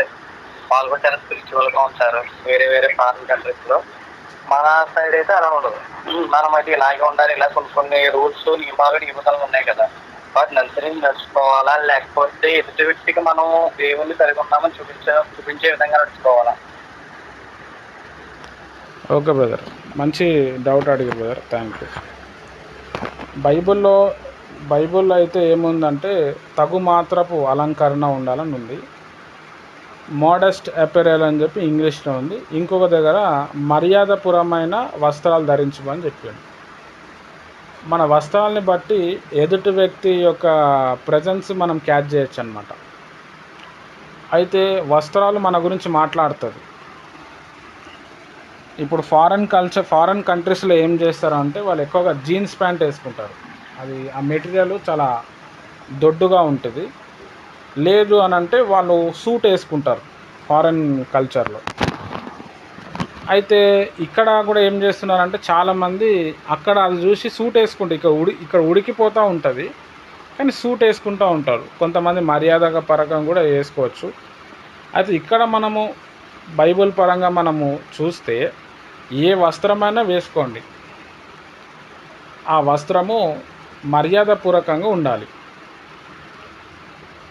దాని తర్వాత ఏంది అని అంటే మీరు చెప్పినట్టు మరి దేవుని కలిగి ఉండాలన్నప్పుడు ఇప్పుడు కొంతమంది అన్యులు ఉంటారు. వాళ్ళ ముందల మనము మంచి డ్రెస్ వేసుకోవాలి. మంచిగా అంటే మంచి డ్రెస్ అంటే కాస్ట్లీ డ్రెస్ కాదు, వేసుకున్న నార్మల్ డ్రెస్తే ఖచ్చితంగా ఇస్త్రీ చేసుకొని వేసుకుంటే అది నీట్గా కనిపిస్తుంది. తర్వాత వాక్యం చెప్పే వ్యక్తి డ్రెస్సింగ్ మంచి నీట్గా ఉండాలి. సంఘంలో ఏదైనా పని చేసే వ్యక్తి ఉంటే అక్కడ ఒక పని మనిషి లెక్క కాకుండా ఒక డిగ్నిటీ అనేది మనం మెయింటైన్ చేయటం చాలా ఇంపార్టెంట్. దానికి ఏముంది, ఉన్న డ్రెస్ని మంచి ఇస్త్రీ కొడితే అయ్యేపోతుంది. దాని తర్వాత అక్కడ మనం పని చేస్తూ ఉన్నప్పుడు మర్యాద పెరుగుతుంది. తర్వాత కొంతమంది విశ్వాసులు చూసి కూడా ఓహో మనం కూడా ఇట్లాంటి నీట్ డ్రెస్ వేసుకోవాలని చెప్పి వాళ్ళు కూడా మంచి నీట్ డ్రెస్ వేస్తారు. చాలా సంఘాల్లో మనం చూస్తే పాస్టర్ అమ్మ ఎలాంటి డ్రెస్ వేసుకుంటున్నారో పాస్టర్ అమ్మ డ్రెస్ స్టైల్ ఎట్లా ఉందో విశ్వాసులు అదే ఫాలో అవుతారు. పాస్టర్ గారు ఎలాంటి డ్రెస్ వేస్తున్నారో విశ్వాసులు అదే మెయింటైన్ చేస్తారు. మన విశ్వాసుల్ని మనం క్రమశిక్షణగా డిసిప్లిన్ ఆర్డర్లో తీసుకురావాలి అని అంటే పాస్టర్ అనే వ్యక్తి డిగ్నిటీగా డ్రెస్, నీట్ డ్రెస్ వేసుకోవాలి. పాస్టరే ముడతలు బట్టలు వేసుకొని వస్తే విశ్వాసులు కూడా అదే ఫాలో అవుతారు. పాస్టర్ మంచిగా వైట్ షర్ట్ వేసుకొని టక్ వేసుకొని వస్తే వచ్చే విశ్వాసులు, చిన్నపిల్లలు వాళ్ళందరూ కూడా వైట్ షర్టు టక్ వేసుకొని వస్తారు. దాన్ని బట్టి ఏమవుతుందంటే అన్యులకి ఓహో వీళ్ళు ఇట్లా ఉండాలన్నా, ఓహో డ్రెస్సింగ్ ఇలా చేయాలా అని చెప్పి వస్తుంది. అయితే కొన్ని మీటింగ్స్ జరిగినప్పుడు ఆ మీటింగ్స్కి తగ్గట్టుగా మనం డ్రెస్సులు వేసుకోవచ్చు, తప్పేమీ కాదు. మనం ఏ డ్రెస్ వేసినా వేరే వాళ్ళని రెచ్చగొట్టే డ్రెస్సు, వాళ్ళని టెంప్ట్ చేసే డ్రెస్సు మనం వేయకూడదు. సింపుల్. ఇప్పుడు మనం ఒక ఆఫీస్కి వెళ్ళినప్పుడు ఆఫీస్లో ఏమని చెప్తారు, టీ షర్ట్ వేయొద్దు బాబు, జీన్స్ ప్యాంట్ వేయొద్దు, నువ్వు ఫార్మల్ డ్రెస్ వేసుకో అని చెప్తారు. మనం చర్చికి వెళ్ళేటప్పుడు కూడా అట్లనే ఫార్మల్ డ్రెస్ వేసుకొని వాక్యం చెప్పేటప్పుడు ఫార్మల్ ప్యాంటు, ఫార్మల్ షర్ట్ వేసుకొని పోతే అది మంచిగా ఉంటుంది. Instead of wearing T shirt ఇంకా జీన్స్ బదులు. అంటే విశ్వాసులు ఎవరైతే ఉన్నారో వాళ్ళు ఏది వేసుకున్నా నడుస్తుంది. కొంచెం సేవకులు ఉన్నారు, కొంచెం వాక్యం చెప్తున్నారు, మనల్ని అందరు ఫాలో అవుతూ ఉన్నారంటే మనం కొంచెం జాగ్రత్తగా ఉండి మంచిగా ఫార్మల్ లెవెల్లో వెళ్తే ఆ డ్రెస్ మనతో మాట్లాడుతుంది. అందులో వైట్ డ్రెస్ వేసుకొని పోతే మన మైండ్ అంతా కూడా చాలా ప్రశాంతంగా ఉంటుంది. నేను ప్రేయర్ చేయాలి, నేను ఒక దేవుని బిడ్డ కదా అని చెప్పి అదొక ఇంటెన్షన్ అనేది వస్తుంది. అంటే మనం వేసుకున్న డ్రెస్సుని బట్టి మన మైండ్ స్ట్రాటజీ అనేది చేంజ్ అవుతూ ఉంటుంది. మనం విశ్వాసుల్ని, సంఘస్థుల్ని అన్నిట్లో మైండ్లో పెట్టుకొని ఒక మ్యారేజ్కి వెళ్ళినప్పుడు మామూలు డ్రెస్ వేసుకుంటే అంత మంచిగా ఉండదు. మంచి నీట్ డ్రెస్ వేసుకొని అక్కడ వెళ్ళచ్చు. ప్రేయర్ జరుగుతూ ఉన్నప్పుడు ప్రేయర్కి సంబంధించిన డ్రెస్ వేసుకొని వెళ్ళాలి. అయితే ఏ డ్రెస్ వేసినా కానీ మంచిగా ఉతుక్కొని ఇస్త్రీ చేసుకొని పోవటము బెస్ట్. కాస్ట్లీ బట్టలు కొనుక్కొని దానికి ఇస్త్రీ చేయకపోతే వేస్ట్ అయిపోతుంది. కాబట్టి మనం ఏ డ్రెస్ వేసుకున్నా కానీ మర్యాదపూర్వకంగా ఉండాలి, దానికి ఇస్త్రీ ఉండాలి. ఒకవేళ మన వాక్యం చెప్పే స్టేజ్లో మనం ఉన్నాము, ప్రభు బల్ల పంచే స్టేజ్లో ఉన్నాము అంటే ఖచ్చితంగా ఫార్మల్ డ్రెస్ వేసుకొని పోతే చాలా బాగుంటుంది. అంటే ఒక బోధకుడికి అది అది అది చెప్తుంది అనమాట. ఆయన బోధకుడు, మీరు వాక్యం చెప్తారా అని తెలుస్తుంది. అట్లా కాకుండా ఒక టీ షర్టు లేకపోతే ఒక జీన్స్ ప్యాంట్ వేసుకొని మనము వాక్యం చెప్తే అదంతా సూట్ అవ్వదు అనమాట. కాబట్టి ఇట్లా మన మైండ్ని మనం మార్చుకొని ఏ డ్రెస్ అయితే వేసుకోవచ్చు, అది ఆత్మపూర్ణంగా ఉండే డ్రెస్సు వేసుకోవచ్చు. చర్చికి వెళ్ళేటప్పుడు చాలామంది నెహ్రూ షర్ట్ వేసుకొని వెళ్తారు, అది ఫ్రీగా ఉంటుంది. ఎట్లా వెనక నుంచి చూసినా ముందు నుంచి చూసినా అసలు ఏమీ ప్రాబ్లము ఉండదు. లేదు అంటే ఫార్మల్ డ్రెస్ కూడా వేసుకొని వెళ్ళచ్చు. ఏది వేసుకున్నా కానీ, నెహ్రూ షర్ట్ వేసుకున్నా కానీ దానికి ఇస్త్రీ చేయకపోతే వేస్ట్ అయిపోతుంది. కాబట్టి మీరు అందరూ చర్చికి వెళ్ళేటప్పుడు ఖచ్చితంగా ఇస్త్రీ వాడండి. 500-600లో వస్తుంది.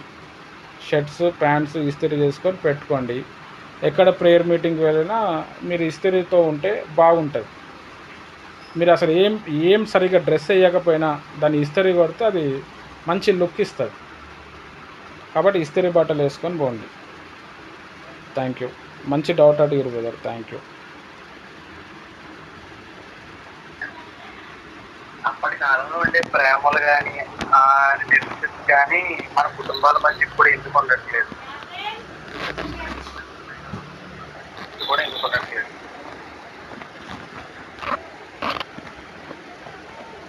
ఓకే బ్రదర్, మంచి డౌట్ అడిగారు. ఆ ప్రేమ ఉండకపోవటానికి కారణము వాక్యంలో ఉందన్నమాట. అంత్యదినంలో ప్రేమ చల్లారిపోతుంది, స్వార్థ పీరులు పెరిగిపోతారు అని చెప్పి తిమోతి పత్రికలలో, తర్వాత కొరింథీయులకు రాసిన పత్రికలలో ఉంటుంది. దాని తర్వాత ప్రజలు ఎవరు కూడా పెద్దగా వాక్యాన్ని ఫాలో అవ్వరు. ఎవరైతే వాక్యాన్ని బాగా ఫాలో అవుతారో వారి లోపలనే ఎక్కువ ప్రేమగా అనిపిస్తుంది. ప్రేమ లేనివాడు ఆయన వాడు కాదు అని చెప్పాను. ఇంకొక విషయం ఏంది అని అంటే 9 ఆత్మ ఫలాల్లో ప్రేమ అనేది కూడా ఒక ఫలం. వాళ్ళ ఆత్మనే పొందనప్పుడు ప్రేమ అనే ఫలం ఎక్కడి నుంచి వస్తుంది? కొంతమంది అన్యులు ఉంటారు, వాళ్ళేం ఆత్మ పొందుకోరు, కానీ వాళ్ళకి ప్రేమ ఉంటుంది. అప్పటి కాలంలో ఉన్న ప్రేమ ఇప్పటి కాలంలో తగ్గిపోతూ ఉన్నది, ఇంకా తగ్గిపోతుంది. ఇంకా అందుకే బైబిల్లో ఏమని ఉన్నదంటే, నేను నా తండ్రి రాజ్యంతో వచ్చినప్పుడు విశ్వాసాన్ని కనుక్కుంటానా,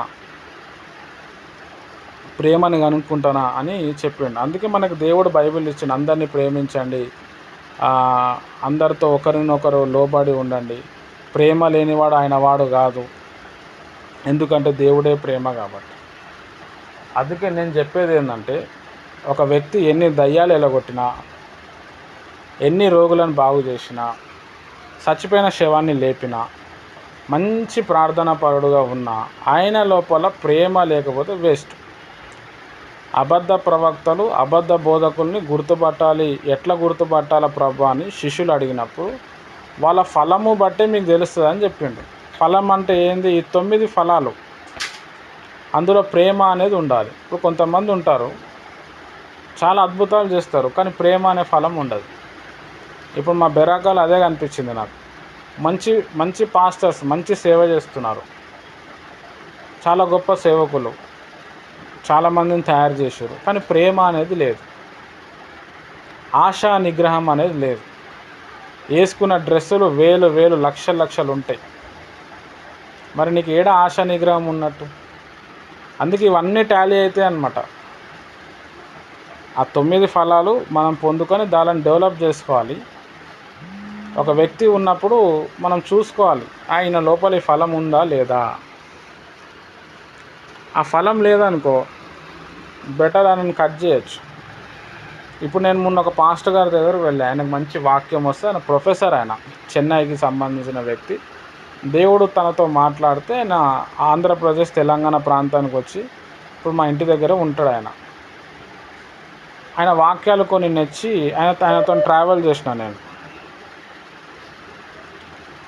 ఆయనతో నేను ట్రావెల్ చేసినప్పుడు ఏమైపోయింది అని అంటే, అయ్యగారు నేను ఉంటా, నేను దేవుడు నాతో మాట్లాడిండు, మరి సత్య మార్గం అన్ని చర్చెస్లో అన్ని దగ్గర పోయి మనం ప్రేయర్ మీటింగ్స్ పెట్టాలి, ఈ సత్యం నేను అందరికీ చెప్పాలి అంటే సరే అని చెప్పాను.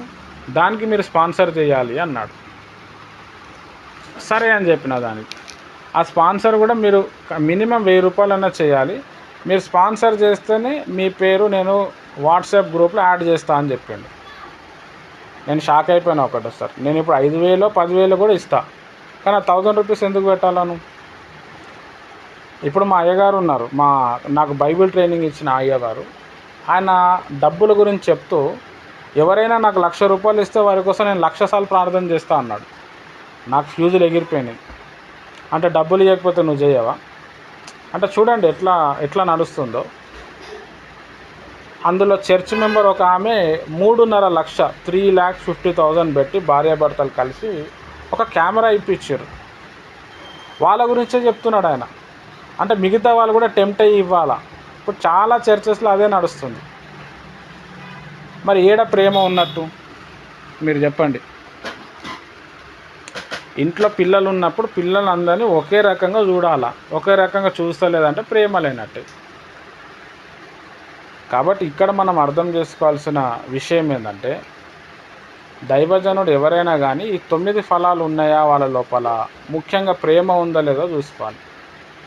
ఇక్కడ నేను ఏ పాస్టర్ని అయితే ఫాలో అయినానో ఆయనకు చేతిలో చేయబెట్టి, నేను ఖచ్చితంగా మిమ్మల్ని ఫాలో అవుతాను, మరి నాకు ఎవరు లేరు, మిమ్మల్ని నేను గురువు లెక్క పెట్టుకుంటాను కూడా ఆయనకు మాట ఇచ్చేసి వచ్చినా. నేను ఆయన కూర్చున్న డబ్బులు అంటుండు, నిలబడిన డబ్బులు అంటుండు. నువ్వు ట్రైనింగ్ చేసిన BTH అది సరిపోదు, మళ్ళీ నా దగ్గర జాయిన్ అవ్వు. సరే అని చెప్పిన. నేను కోర్సు ఫీజు వచ్చేసి 17,000 అంట, 17,000. మరి ఇంకా ప్రేమ ఏడ ఉన్నట్టు? దానికి ముందు 1000 రూపాయలు నువ్వు పెట్టి నువ్వు జాయిన్ అవ్వాలని దానికి కూడా చెప్పిండు. ఇక అందరితో మాట్లాడుతూ ఆయన డబ్బులు అంటుండు. అప్పుడు నాకేమనిపించిందంటే, అరే ఇట్లాంటివన్నీ నేను గురువుగా పెట్టుకొని ఈయనతో పాటు ఉంటే నేను కూడా ఇదే ఇన్ఫ్లుయెన్స్ అయిపోతా, ప్రతిదానికి డబ్బులు అడుగుతా, కమర్షియల్ అయిపోతా అని చెప్పి వాళ్ళ మీటింగ్ 6:30 7కి అయిపోతుంది. అప్పుడు నన్ను కూడా సన్మానం చేద్దామని వాళ్ళు షాల్వాలు, బొక్కే ఇవన్నీ పట్టుకొచ్చారు. నేనేం చేసిన అంటే 4:30కి అందరు లేచి ప్రేయర్ చేస్తున్నా మాయమైపోయినా. చక్కగా బస్సు ఎక్కేసి వచ్చేసిన. నేను వచ్చిన తర్వాత ఆయన కనీసం ఫోన్ కూడా చేయలేడు. ఇప్పటివరకు కూడా ఫోన్ చేయలేడు ఆయన. బ్రదర్ మరి నువ్వు ఉన్నావా, వెళ్ళిపోయినా, మాతో పాటే ఉన్నావు, మరి వెళ్ళిపోతున్నావా, ఏం అడగలే. 2 రోజుల తర్వాత మెసేజ్ చేసాను, హౌ ఆర్ యూ బ్రదర్ అని. నేనేం రిప్లై చేయలే.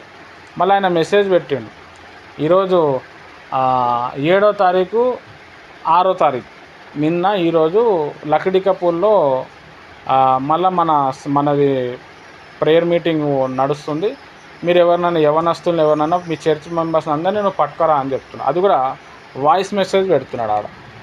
మా ఇంటి దగ్గరే ఉంటాడు ఆ బ్రదర్. మరి నీకు ఏడ ప్రేమ ఉన్నట్టు?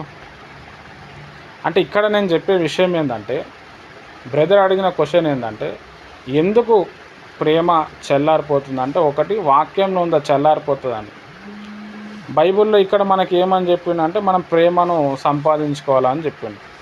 ఇప్పుడు నేను కూడా కావాలి అంటే ఓన్లీ స్వస్థతలు, దయ్యాలు, ప్రవచనాలు దీని మీదనే ఆధారపడితే మస్తు సంఘం వస్తుంది, ట్రాక్టర్లలో వస్తారు పబ్లిక్. కానీ అది వాక్యానుసారం కాదు.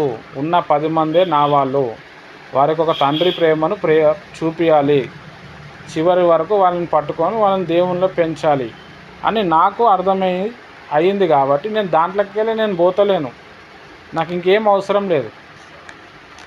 ఇది నేను డెవలప్ చేసుకోకుండా నేను వాళ్ళని చూసి వీళ్ళని చూసి ఉంటే అది వేస్ట్ అయిపోతుంది. కాబట్టి మీరు కూడా దేవుని ప్రియమైన వారలారా, ఈ 9 ఫలాలు, ప్రేమ, సంతోషము, ఆశానిగ్రహము, దయాళుత్వము, మంచితనము, ఇంకో 4 ఉన్నాయి. ఇది మనము మెయింటైన్ చేయాలి, దీన్ని డెవలప్ చేసుకోవాలి. ఎందుకు అనంటే, పెద్దగా ప్రేయర్లు చేయటము, దాని తర్వాత పెద్దగా డీప్గా వాక్యం చెప్పటం గొప్ప విషయం కాదు. మన క్యారెక్టర్ ద్వారా ఒక ఆత్మను సంపాదించాలి. మనం ఇవన్నీ చూపిస్తే ఒక ఆత్మ రక్షింపబడతారు. మరి వేరే వాళ్ళు చూపిస్తలేరు బ్రదర్ అంటే, వేరే వాళ్ళు చూపిస్తున్నారు, కానీ వాళ్ళ దగ్గరికి పోతే వాళ్ళు హట్ అయి ఉంటారు. మా అయ్యగారు మమ్మల్ని ఇట్లా అన్నారండి, మా అయ్యగారు మాకు అట్లా చెప్పిరండి. నా దగ్గర ఎవరైతే గొర్రెలు ఉన్నారో వారిని మీరు ఎంక్వైరీ చేసుకోండి. ఎవ్వరు కూడా నా ద్వారా హట్ గారు. వాళ్ళు రాత్రి 2 గంటలకు ఫోన్ చేస్తారు, 3 గంటలకు ఫోన్ చేస్తారు, పొద్దున 4 గంటలకు ఫోన్లు చేస్తారు. మళ్ళీ ఇంటికి వచ్చిన తర్వాత అయ్యగారు నాకు అట్లా ఉంది, అన్నీ కూడా నేను భరిస్తాను, సహిస్తాను అన్నీ చూపి వాళ్ళు అప్పుడు ఏమయ్యారు, అరే ఇది నిజమైన భక్తి, ఈయనని ఫాలో అవ్వాలని చెప్పి వాళ్ళు ఫాలో అవుతున్నారు. కాబట్టి నేను మీకు చెప్పే సందేశం ఏంటంటే, కొన్ని రోజుల తర్వాత ప్రేమ అస్సలు ఉండదు.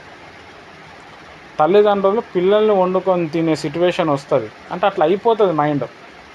ఇప్పుడు ఎగ్జాంపుల్కి మన ఫోన్లో చాలామంది నంబర్లు ఉంటాయి, వాట్సాప్లో రోజు చూస్తాం, ఒక్కడిని కూడా ఫోన్ కొట్టాం మనం.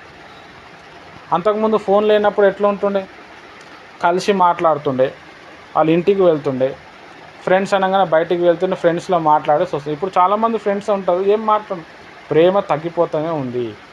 ఇలాంటి భయంకరమైన దినాల్లో మనము దేవుని ఒక ప్రేమను పొందుకుంటూ బైబిల్ చదువుతూ ఆ బైబిల్ ఉన్న వాక్యాలు నెరవేర్చాలి. మన దగ్గర వచ్చే ఒక్క వ్యక్తే కావచ్చు, 2 వ్యక్తులే కావచ్చు, వాళ్ళే చాలు మనకి. వాళ్ళని బలపరుచుకుంటా వాళ్ళని చూడాలి. చాలా సంఘాల్లో చాలామంది సేవకులు ఏం చేస్తున్నారంటే, పిల్లలుగా అంటున్నారు, రోడ్డు మీద వదిలేస్తున్నారు. పెద్ద పెద్ద చర్చికి వెళ్ళే విశ్వాసులు ఉంటారు, వాళ్ళ పాస్టర్ ఇంటికి ఒక్కసారి కూడా రాడు. మీరు చూడండి ఒకసారి, మనం గమనిస్తే అది పాస్టర్ యొక్క వృత్తి కాదు. అది ప్రేమ లేదు నీకు, నాకు టైం లేదు అని అంటున్నారు. టైం లేనప్పుడు ఎవరినో ఒకరిని పంపించాలా, మంచి చెడ్డ చూడాలా. అట్లా లేనప్పుడు ఏమవుతుందో ఆ విశ్వాసం అక్కడ పోతున్నాడు, కానీ ఆయన లోపల పరిపక్వత వస్తలేదు. ఈ పరిపక్వత అనేది ఎప్పుడు వస్తుందంటే, ఆ దైవజనుడు వాక్యంతో వాళ్ళని పెంచాలి. ఈయనకి వాళ్ళ ఇంటికి వెళ్ళటానికి, పరామర్శించడానికి, మాట్లాడడానికి టైం దొరుకుతలేదు.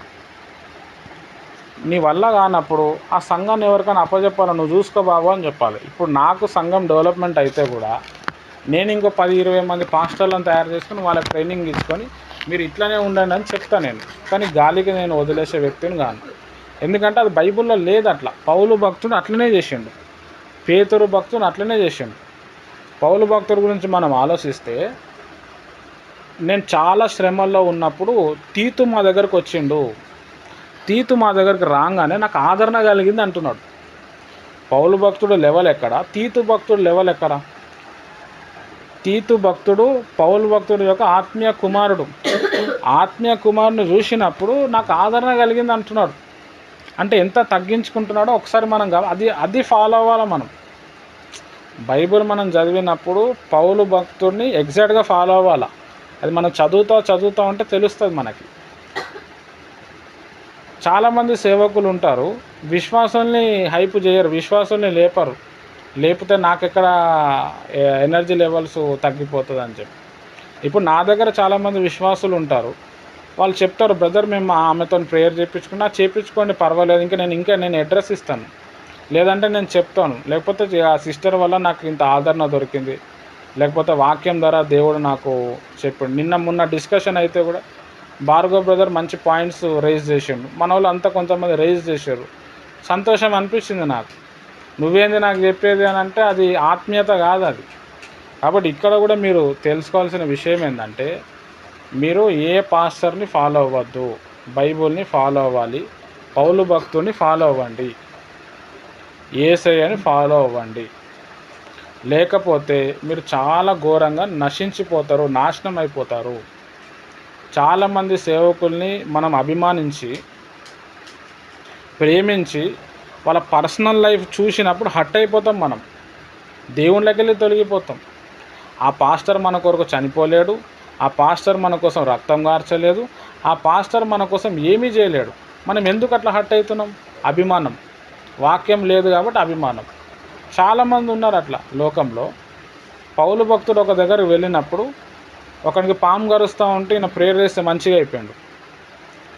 లేదు, ఆయనకి పాము కరుస్తూ ఉంటే పాము కరిచింది, ఆయనకి ఏం కాలి. అక్కడున్న విశ్వాసులు ఒకటేసారి ఏం చేశారంటే ఆయన దేవుడిగా చేసేసారు, బలి అర్పణలు చేస్తారు, టెంకాయలు వాళ్ళకు కొడుతున్నారు, నువ్వే మా దేవుడు అంటున్నారు.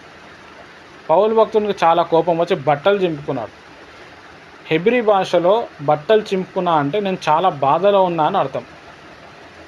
నేను దేవుణ్ణి కాను, యేసయ్యనే దేవుడు, నేను మీలాంటి మనిషిని అన్నప్పుడు అంతవరకు పౌలు భక్తుని దేవుడుగా దేవతగా చూసిన వాళ్ళు వెంటనే ఏం చేసినారు అని అంటే రాళ్ళు తీసుకొని కొట్టిరు. కొట్టి తరిమేస్తే ఆయన కోమాలో వెళ్ళిపోయాడు. హల్లెలూయా. అంటే ఆయన ఓన్లీ దేవుణ్ణే సాటిస్ఫై చేసిండు. ఇది ఉండాలి మన లోపల. కాబట్టి మనం ఈ విధంగా మనం నేర్చుకొని వెళ్ళాలి. ఇప్పుడు మీరు మీ చర్చెస్కి వెళ్తున్నారు, ఆ పాస్టర్ వాక్యం వినండి, ఆయనతో ప్రేయర్ చేయించుకోండి, అక్కడ కానుక ఇచ్చి రండి, కానీ బైబిల్ని మీరు చూడండి. ఎందుకనంటే బైబిల్ని బాగా మనం చదివినప్పుడు పాస్టర్లో ఎన్నో లోపం కనిపిస్తుంది. ఆ లోపం కనిపించినా కానీ ఈయన కూడా ఒక మనిషే కదా అని చెప్పి మనం బైబిల్నే ఎక్కువగా మనం అడ్వర్టైజ్ చేయగలుగుతాం. లేదు అని అంటే మనం చాలా కోల్పోతాం. ఇప్పుడు నేను మా ఆత్మీయ తండ్రి ఉన్నాడు, ఆయన పొద్దున్న లేచి నుంచి రాత్రి పడుకునే వరకు అబద్ధాలే మాట్లాడతాడు, అబద్ధాలతోనే తన పరిచర్య ఉంటుంది. చాలామంది జీవితాలు కోల్పోయినాయి. నేనే ఉన్నా ప్రజెంట్గా, నాకు తెలుసు. నాకు నచ్చక నేను అందులోకి వచ్చేసిన. నేను కొంతమంది ఏమో నువ్వు అక్కడే ఉండే ఆయన బీజం నీ లోపల ఉంది, ఆయన నేను సేవకుడుగా నిలబెట్టిండు, ఆయన నీ పెళ్లి చేసిండు, ఎంతో చేసిండు, నువ్వు ఆయనను ఎందుకు వదిలేసిన వచ్చినావు అంటున్నాడు. నేను వదిలేయడానికి కారణం ఏంది? నాకు కొన్ని నచ్చలేవు అక్కడ. నేను కూడా ఉంటే నేను కూడా అట్లనే తయారైపోతాను. కానీ దేవుడు నాకు ఇట్లా తయారు చేయలే కదా. దేవుడు నాకు చెప్తున్న విధానం వేరు, నేను చదువుకున్న బైబుల్ వేరు, నాకు అర్థమైంది. కాబట్టి ఇక్కడ నేను అర్థం చేసుకొని మనం ఒక రూట్లో మనం పోదాము, ఆ రూట్లో మనం దేవునిలో ఉన్నామా లేమా ఇది ఒక్కటే చూసుకొని మన లైఫ్ని మనం క్లోజ్ చేయాలి. అప్పుడు దేవుడు ఏమంటాడంటే బలా నమ్మకమైన మంచి దాసుడా అంటాడు. మీరు పెద్ద పెద్ద పాస్టర్స్ని మీరు ఎక్కడైనా చూడండి, లేకపోతే మన చర్చ్ పాస్టర్లైనా చూడండి, లేకపోతే నన్నైనా చూడండి, ఏదో ఒక లోపం మీకు కనిపిస్తుంది. అది కనిపించినప్పుడు మీరు హట్ అవ్వద్దు. అరే బ్రదర్ ఒకటి చెప్పిండు, ఒకటి ఫాలో అవుతుండు, బైబిల్లో లేదని కానీ అనిపిస్తే హట్ అయిపోతాం మనం. కాబట్టి దేవుణ్ణే మనం ఫాలో అయినాం అనుకోండి, ఏం డిస్టర్బెన్స్ ఉండదు. చాలామంది పడిపోయారు, చాలామంది పాస్టర్స్ దగ్గర అభిమానించి వాళ్ళు చేస్తున్న తప్పులు వాళ్ళని బట్టి విశ్వాసులు భ్రష్టులైపోయి అన్యుల్లో కలిసిపోయినారు. ఎన్నో డబ్బులు ఇచ్చి ఫెయిల్ అయిపోయినారు. దానికి కారణం ఏంటి అంటే ఆ పాస్టర్స్కి సైతాన్ ఆవరించటం, మంత్రాల ప్రభావం. పాస్టర్స్ పాపంలో పడిపోవాలి, వ్యభిచారంలో దొరకాలి అని కొంతమంది మంత్రాలు వేయటము. తర్వాత వీళ్ళ శరీర కోరికల్ని కంట్రోల్ చేసుకోలేక వీళ్ళకు ఒక డబ్బు వచ్చేసి, అహం వచ్చేసి, ఇట్లా ఎన్నో రకాలుగా పడిపోయారు. కానీ విశ్వాసి ఇవన్నీ చూడడు కదా. ఆయన దైవజనుడు, ఆయననే పడిపోతే ఇంకా నేను ఎందుకు అని ఈయన పడిపోతున్నాడు. మనం తీర్పు దినం పోయినప్పుడు కూడా మా అయ్యగారు పడిపోయారు సార్, అందుకే నేను కూడా పడిపోయినామంటే అది లెక్క, అది కరెక్ట్ కాదంటాడు దేవుడు. నేను నీకు బైబిల్ ఇచ్చిన, నువ్వు చదివి నేర్చుకోవాలను. దైవజనులు అనేటోళ్ళు కూడా వాళ్ళు మనలాంటి మనుషులే, వాళ్ళు మన కోసం ఉన్నారు. అన్సిస్ట ఫోన్ మ్యూట్లో పెట్టండి. కాబట్టి దేవుని ప్రియమైన వారలారా, లోకంలో ప్రేమ చల్లారిపోతుంది, కానీ ప్రేమ లేనివాడు యేసు ప్రభు వారు లేనట్టే. కాబట్టి ఈ విషయాలు మీరు తెలుసుకొని మీరు ఎవరిని ఫాలో అవ్వకుండా బైబిల్ని ఫాలో అవ్వండి. నేను వాక్యాలు చెప్తాను, ఎన్నో బుక్స్ దొరుకుతాయి, ఎంతోమంది దైవజనులు కనిపిస్తారు. వాళ్ళని అందరినీ చదవండి, స్టడీ చేయండి. బైబిల్ పరంగా ఉన్నారా లేరు చూసుకోండి. ఒకవేళ లేరు, సరే వదిలేసి ప్రభు నాకు నేర్పించని చెప్పి వాటిని ఫాలో అవ్వండి. అంతే, సింపుల్, అంతకు మించి ఏమీ లేదు. రైట్ బ్రదర్, మంచి క్వశ్చన్ అడిగి బ్రదర్, థ్యాంక్ యూ. ఇంకెవరైనా క్వశ్చన్ అడగాలి? ఇంకా 20 minutes ఉంది.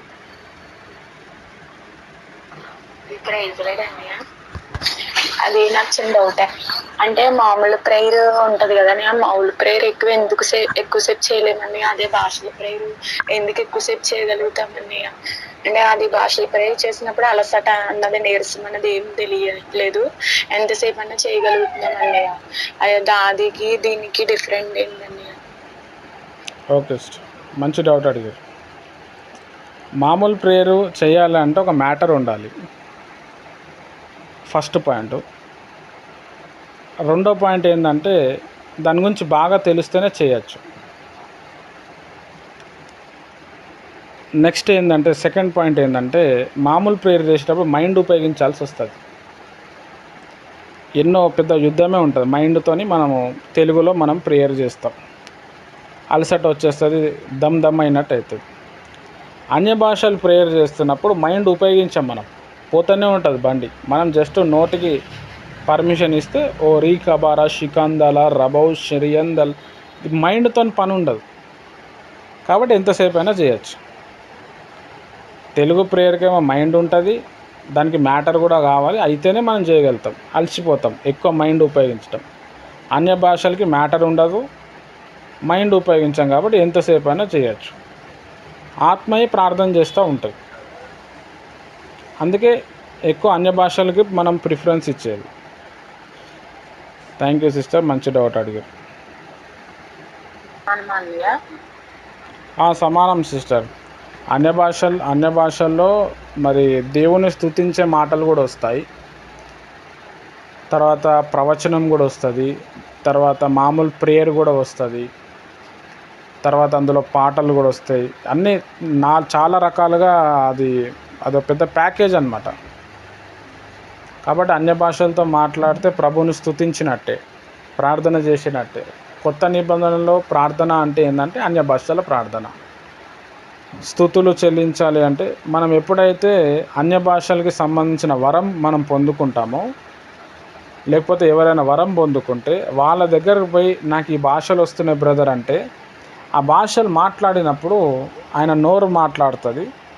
ఆ నోరు మాట్లాడడం బట్టి మనకు తెలుస్తుంది మనం ఏ పాయింట్ కోసం మనము ప్రేయర్ చేస్తున్నామా, లేకపోతే ప్రభువుని స్తుతిస్తున్నామా, లేకపోతే మర్మం చెప్తున్నామా, లేకపోతే ఒక వ్యక్తికి ప్రవచనం చెప్తున్నామా, అప్పుడు మనకి ఇంకా బాగా రివీల్ అవుతుంది. అందుకే పౌలు భక్తుడు ఏమని చెప్పిండంటే, భాషలు మాట్లాడేవాడు ఆ భాషలకు సంబంధించిన వరం కూడా పొందుకోవాలి అని చెప్పాడు. ఆ వరం కూడా దేవుడు మనకి ఇస్తాడు. కొంతమందికి ఏమో ఆ వరం ఉన్నప్పుడు భాషలు మాట్లాడుతుంటే వాళ్ళ మనసులో తెలుస్తుంటుంది. ఇప్పుడు ఒక వ్యక్తికి మలయాళం వస్తుంది, వాళ్ళు మాట్లాడుతుంటే మనకు అర్థమవుతుంటుంది. ఇప్పుడు మనకు తెలుగు ఉంది, ఇప్పుడు నేను చెప్తున్నాను మీకు అర్థమవుతుంది. అట్లా అన్య భాషలు ఉన్నప్పుడు కొంతమందికి మనసులో మీనింగ్ వస్తుంది, కొంతమందికి ఏమో సేమ్ ఇప్పుడు భాషలు ఎట్లా మనం నోరు తెరిస్తే ఎట్లా మాట్లాడతామో వాళ్ళు కూడా నోరు తెరిచినప్పుడు వాళ్ళకి తెలియకుండా నోరు ఈ భాషలకి ఈ మీనింగ్ అని నోరు చెప్తుంది. ఆ చెప్పేటోనికి కూడా తెలియదు, వాడు మైండ్ ఉపయోగిస్తే రాదు మళ్ళీ ఆన్సర్. మంచి డౌట్ అడిగిస్తారు, థ్యాంక్ యూ. పెరుగుతాను ఎక్కువ మామూలుగా బైబిల్ రీడింగ్ ఎక్కువ చేస్తా, ఆత్మీయ స్థితులు బాగా ఎదుగుతాయా?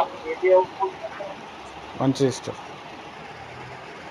అన్య భాషలు మాట్లాడితే ఆత్మీయ జ్ఞానం వస్తుంది. బైబిల్ చదివితేనే అందులో ఉన్న లోతైన విషయాలు తెలుస్తుంది. అంటే రెండు చేయాల్సి వస్తుంది, రెండు చేస్తేనే మనకి తెలుస్తుంది. అందుకే బైబిల్ చదివేటప్పుడు భాషలు చదువుకుంటూ బైబిల్ చదివితే చాలా డీప్గా తెలుస్తుంది. లేదు అని అంటే కొద్దిసేపు బాగా భాషలు మాట్లాడి ఒక అర్ధ గంటనో గంటనో దేవుని ఒక ఆత్మ మన మీద వచ్చేంత వరకు అది పొందుకొని మనం బైబిల్ చదివితే బాగా డీపర్గా అర్థమవుతుంది. అది చాలామందికి ఈ దేవుని ఒక ఆత్మ పొందకుండా బైబిల్ చదవటం వల్లనే రకరకాల సిద్ధాంతాలు పుట్టుకొని వచ్చి వాళ్ళకి నచ్చిన బోధలు వాళ్ళు చేసుకుంటారు. అదే బైబిల్ మనము బాగా భాషలు మాట్లాడినప్పుడు మర్మాలు మనకు తెలియపరచబడతాయి. అది చేయాలి, ఇది కూడా చేయాలి. ఇప్పుడు ఎగ్జాంపుల్, ఒక వ్యక్తి ఉన్నాడు, ఆయన తన పాపాలు ఒప్పుకున్నాడు. మరి ఆయన పాపాలు క్షమించబడ్డాయా అంటే క్షమించబడ్డాయి. అట్ ద సేమ్ టైం ఆ వ్యక్తి కూడా వాక్యాన్ని నెరవేర్చాలి. వాక్యం నెరవేర్చడం అంటే ఏంది? బాప్టిజం తీసుకోవటం. నాకు అన్య భాషలు వస్తున్నాయి బ్రదర్, నాకు బాప్టిజం వద్దు అని అంటే అది కాదు. యేసయ్యనే బాప్టిజం తీసుకోండి, ఎందుకంటే అది వాక్యాన్ని నెరవేర్చాలి. అట్ ద సేమ్ టైం భాషలు కూడా మాట్లాడాలి. రెండు చేయాలి. రెండు చేసినప్పుడు ఆత్మీయత పెరుగుతుంది. అట్లా బైబిల్ ఒకటే కాదు, బైబిల్కి సంబంధించిన ఆత్మీయ పుస్తకాలు ఉంటాయి, అది చదవాలి. అది చదివినప్పుడు బైబిల్లో మనకి తెలియని చాలా రహస్యమైన సంగతులు వాటి ద్వారా మనకి అర్థమవుతాయి. కొంతమంది భక్తులు దేవుని ఒక ఆత్మ చేత వాళ్ళు కొన్ని పుస్తకాలు రాస్తూ ఉంటారు, అది కూడా మనం చదవాలి. తర్వాత బైబిల్ని కంపేర్ చేసుకుంటూ ఉండాలి. వాళ్ళు వచనాల మీద రాసుకుంటూ వస్తారు, దాన్ని మనం కంపేర్ చేసుకుంటూ ఉండాలి. ఇప్పుడు కొంతమంది కొన్ని విషయాల్లో పుస్తకాలు రాస్తూ ఉంటారు. బైబిల్ పరిజ్ఞానం మనకు ఎక్కువ ఉన్నప్పుడు అరే వాళ్ళు రాసిన కరెక్టా రాంగా మనకి అర్థమైపోతుంది. అట్లా బైబిల్ పుస్తకాలు చదువుకోవాలి, బైబిల్ కూడా చదవాలి.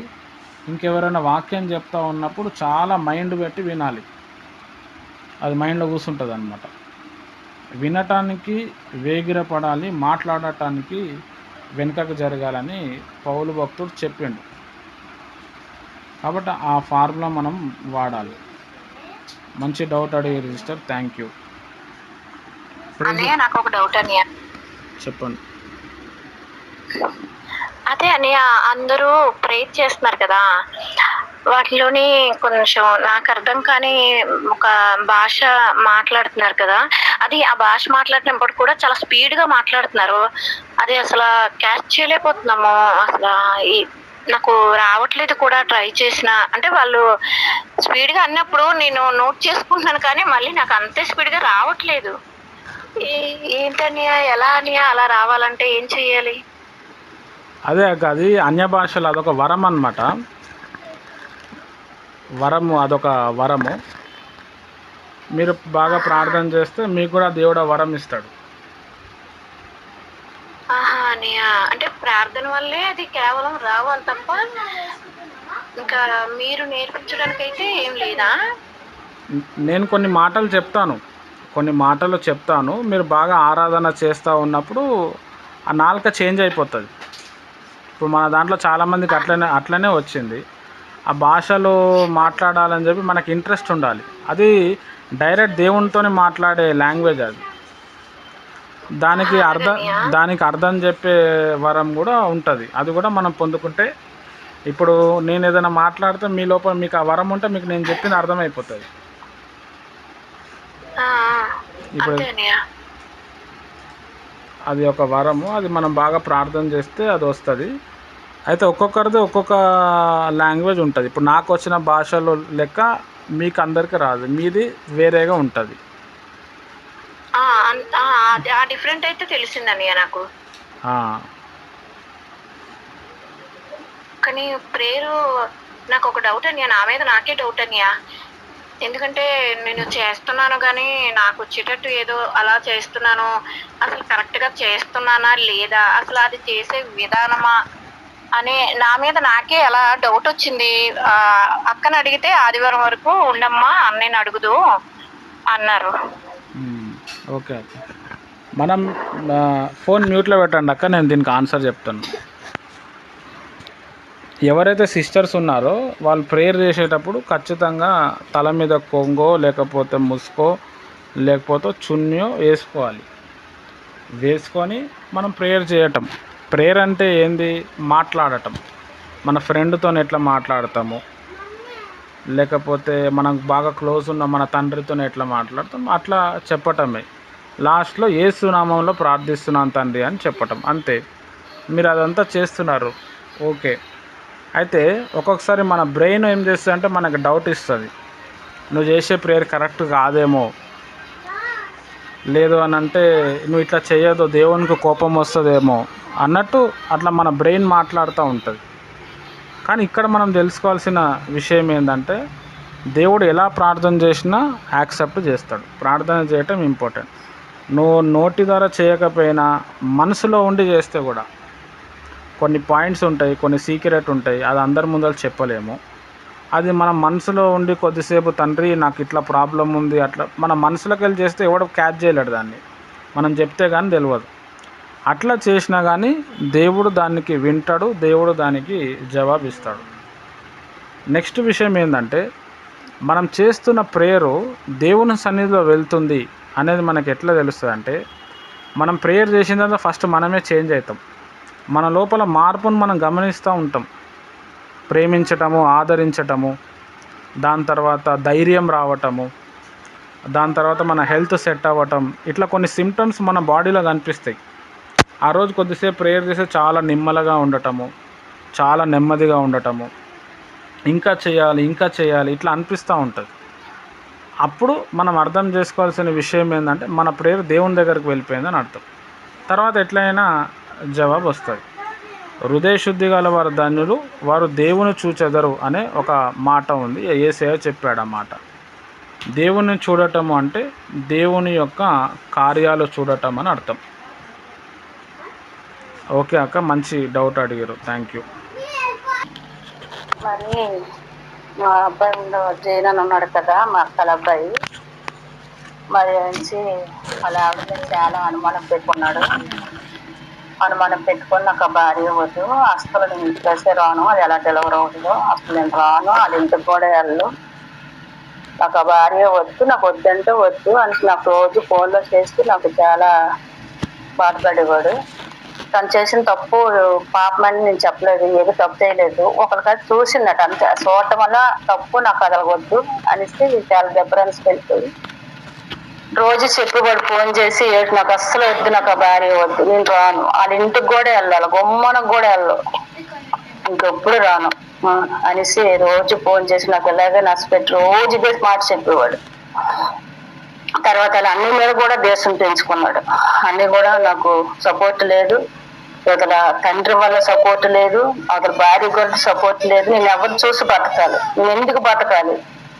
భార్య చూస్తే అలాగుంది, అత్తవారు చూస్తే పిల్ల మాట వినేసి అత్తవారు కూడా నేను ఏదో శాడిస్ట్ లాగా నన్ను అత్తవారు కూడా నన్ను నిందిస్తాను, నన్ను బాధ పెడతాను.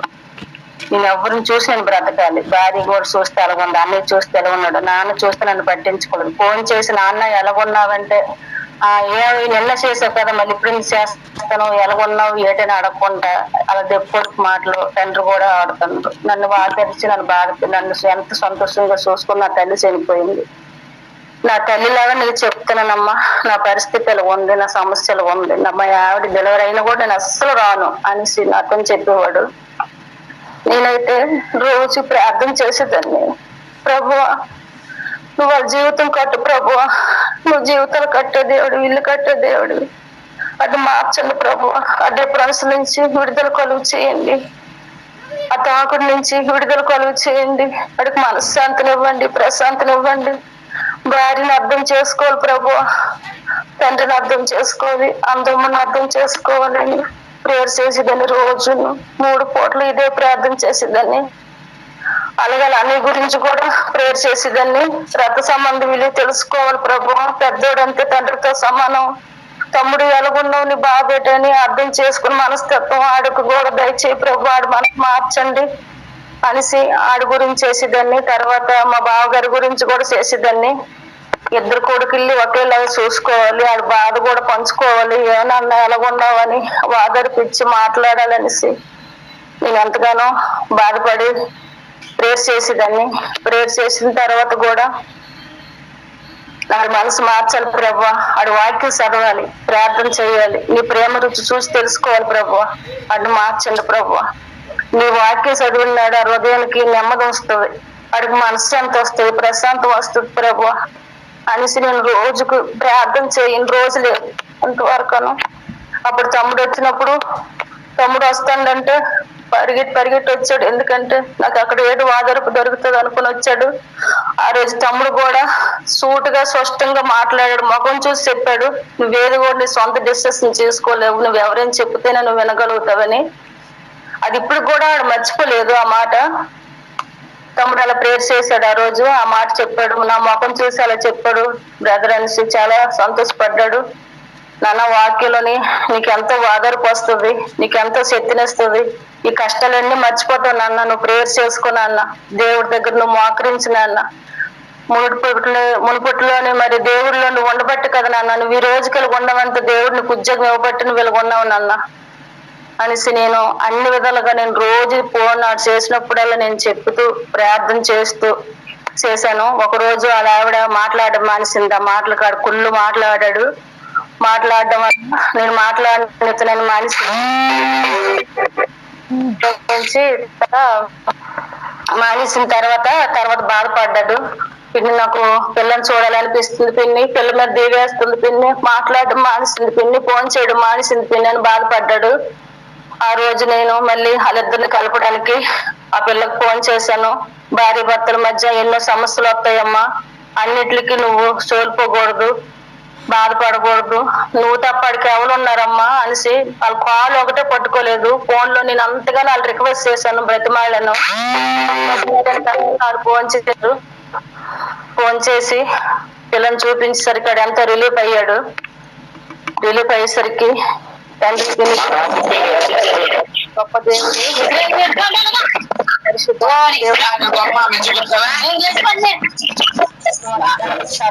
పిల్ల మనసు మారిండు, పడుతుండు.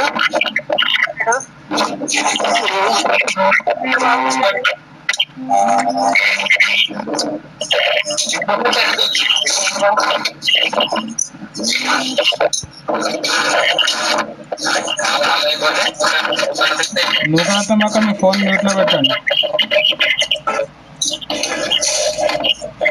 నూతనత్వం రైట్ అక్క చెప్పండి. చేస్తాను ఇప్పుడు తెల్లవారి దర్శకుని ఇప్పుడు ప్రార్థన చేసుకుంటాడు. ప్రార్థన చేసుకున్న తర్వాత ఇప్పుడు చాలా మారాడు, తాగుడు మానేశాడు. 4 లక్షలు అప్పు అయిపోండు, నేను ఏటి అయిపోతాను, నాకు అప్పు అయిపోయింది, ఎంత ఉద్యోగం ఉండి నాకు అప్పులు అయిపోయింది అనేసి చాలా డిఫరెన్స్ గా అయిపోండు, బాధపడ్డాడు. ప్రార్థన దేవుడు గొప్ప కార్యం చేశాడు అది జీవితంలో. ఈ రోజు అయితే వచ్చి ఎంతో నన్ను పట్టుకొని చాలా బాధపడి, పిన్ని నువ్వు చేసిన ప్రార్థన ఈ రోజు దేవుడు కాశాడు. ఈ రోజుకైతే నా చేతిలో డబ్బులు లేనప్పుడు కూడా, మరి మొన్న బ్లడ్ మా ఆవిడకి దొరకనప్పుడు కూడా నువ్వు అప్పుడు బ్రదర్ చేశారు, నువ్వు చేసిన ప్రార్థన వాళ్ళు బ్లడ్ లో దొరికినా కూడా మాకు అవసరం లేకుండా దేవుడు గొప్ప కార్యం చేశాడు. ఆ రోజు కూడా నేను రాను అనుకున్నోడిని నిజంగా ఈ రోజుకి వచ్చాను. మా అత్తవారి ఇంట్లో అడుగు పెట్టను, నేను ఉన్నన్నాళ్ళు ఒకలా ఎప్పుడో వచ్చిన మా అమ్మాయి మా ఊరు వెళ్తాను నా ఇంట్లో అడుగు అన్నాడు. అన్నప్పటికీ రోజుకి ప్రార్థన చేయనన్నా దేవుడిని కార్యం చేస్తాడు, నువ్వు అద్దారం పడిపోకు, ధైర్యంతో నిబ్బరంతో నువ్వు ప్రార్థన చెయ్యి, నీ దేవుడు తప్పక నీ కార్యం చేస్తాడు, నువ్వు బాధపడకు, నువ్వు టెన్షన్ పెట్టుకోకు, దేవుడు నీ పక్కనే ఉన్నాడు, నీ ముందరే ఉన్నాడు, నేను నడిపిస్తాడు అనేసి నేను చెప్పేదాన్ని. నేను చెప్తూ నేను ప్రార్థన చేసేదాన్ని.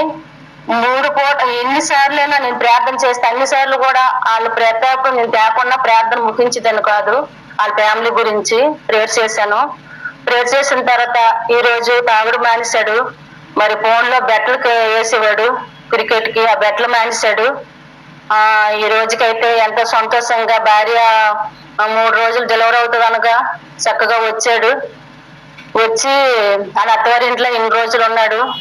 మరి హాస్పిటల్కి వెళ్ళాడు. భార్య అంటే ఉన్నాడు ఇంతవరకును. నిజంగా చాలా దేవుడు గొప్ప మెరికలు చేశాడు ఆ జీవితంలో. మరి ఇప్పుడు పొదుపు కట్టడానికి డబ్బులు లేకపోతే మా పెద్ద బాబు వాళ్ళ అన్నయ్య సహాయం చేశాడు. నేను పొదుపు డబ్బులను కడతాను లేరా, నువ్వు బాధపడకు తమ్ముడు, నువ్వు అప్పులు ఇంకా అవ్వకు, నువ్వు జాగ్రత్తగా ఉండరా, ఇప్పటికి ఎలాగో అప్పులు అయిపోయి, మరి ఇక్కడ నుంచి నువ్వు అప్పులు ఆడుకు, నువ్వు బెట్టలు కాయకు, నువ్వు తాకు, నువ్వు జాగ్రత్తగా ఉండని అన్ని బాధపరిచాడు. అన్ని పెద్దార్థంగా చెప్పాడు. అలాగే మా బావగారు కూడా మారి, నువ్వు బాధపడకరా, నాకు వచ్చిన డబ్బులో నీ పాపకి నేను ఏదో ఒకటి కడతాను, పోస్టులని కడతాను, డబ్బులు కడతాను, నెలలకు 1500 అనేసి మా బావగారు కూడా ఆడికి సపోర్ట్ ఇచ్చి మాట్లాడారు. ఇవన్నీ చేశాడని దేవుడు గొప్ప కార్యం చేశాడు, గొప్ప మెరికలు చేశాడు ఆ జీవితంలో. ఈ రోజు వచ్చి చాలా సంతోషం పడుతున్నాడు. తిని నీ ప్రార్థన నిజంగా నాకు ఆధారపు నిజంగా నన్ను దేవుడు ఈ విధంగా మార్చాడు. నేను తాగుడైతే అసలు ఇంకెప్పుడు తాగని పిన్ని మందు మానేస్తాను.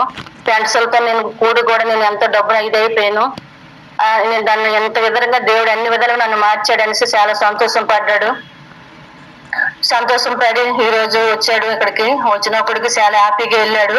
మరి పక్కన అయితే ఒక అమ్మ డెలివరీ ప్రెగ్నెంట్ ఉన్నప్పుడు ఒళ్ళు అంతా పొంగిపోయింది, కాళ్ళు చేతులు అన్ని పొంగిపోయినాయి. ఆంటీ నా గురించి ప్రేయర్ చేయరా అనేది నేను ప్రేయర్ చేసేదాన్ని. ప్రేయర్ చేసిన తర్వాత ఒక పాప పుట్టింది, మామూలుగా ఆపరేషన్ అయ్యి పుట్టింది.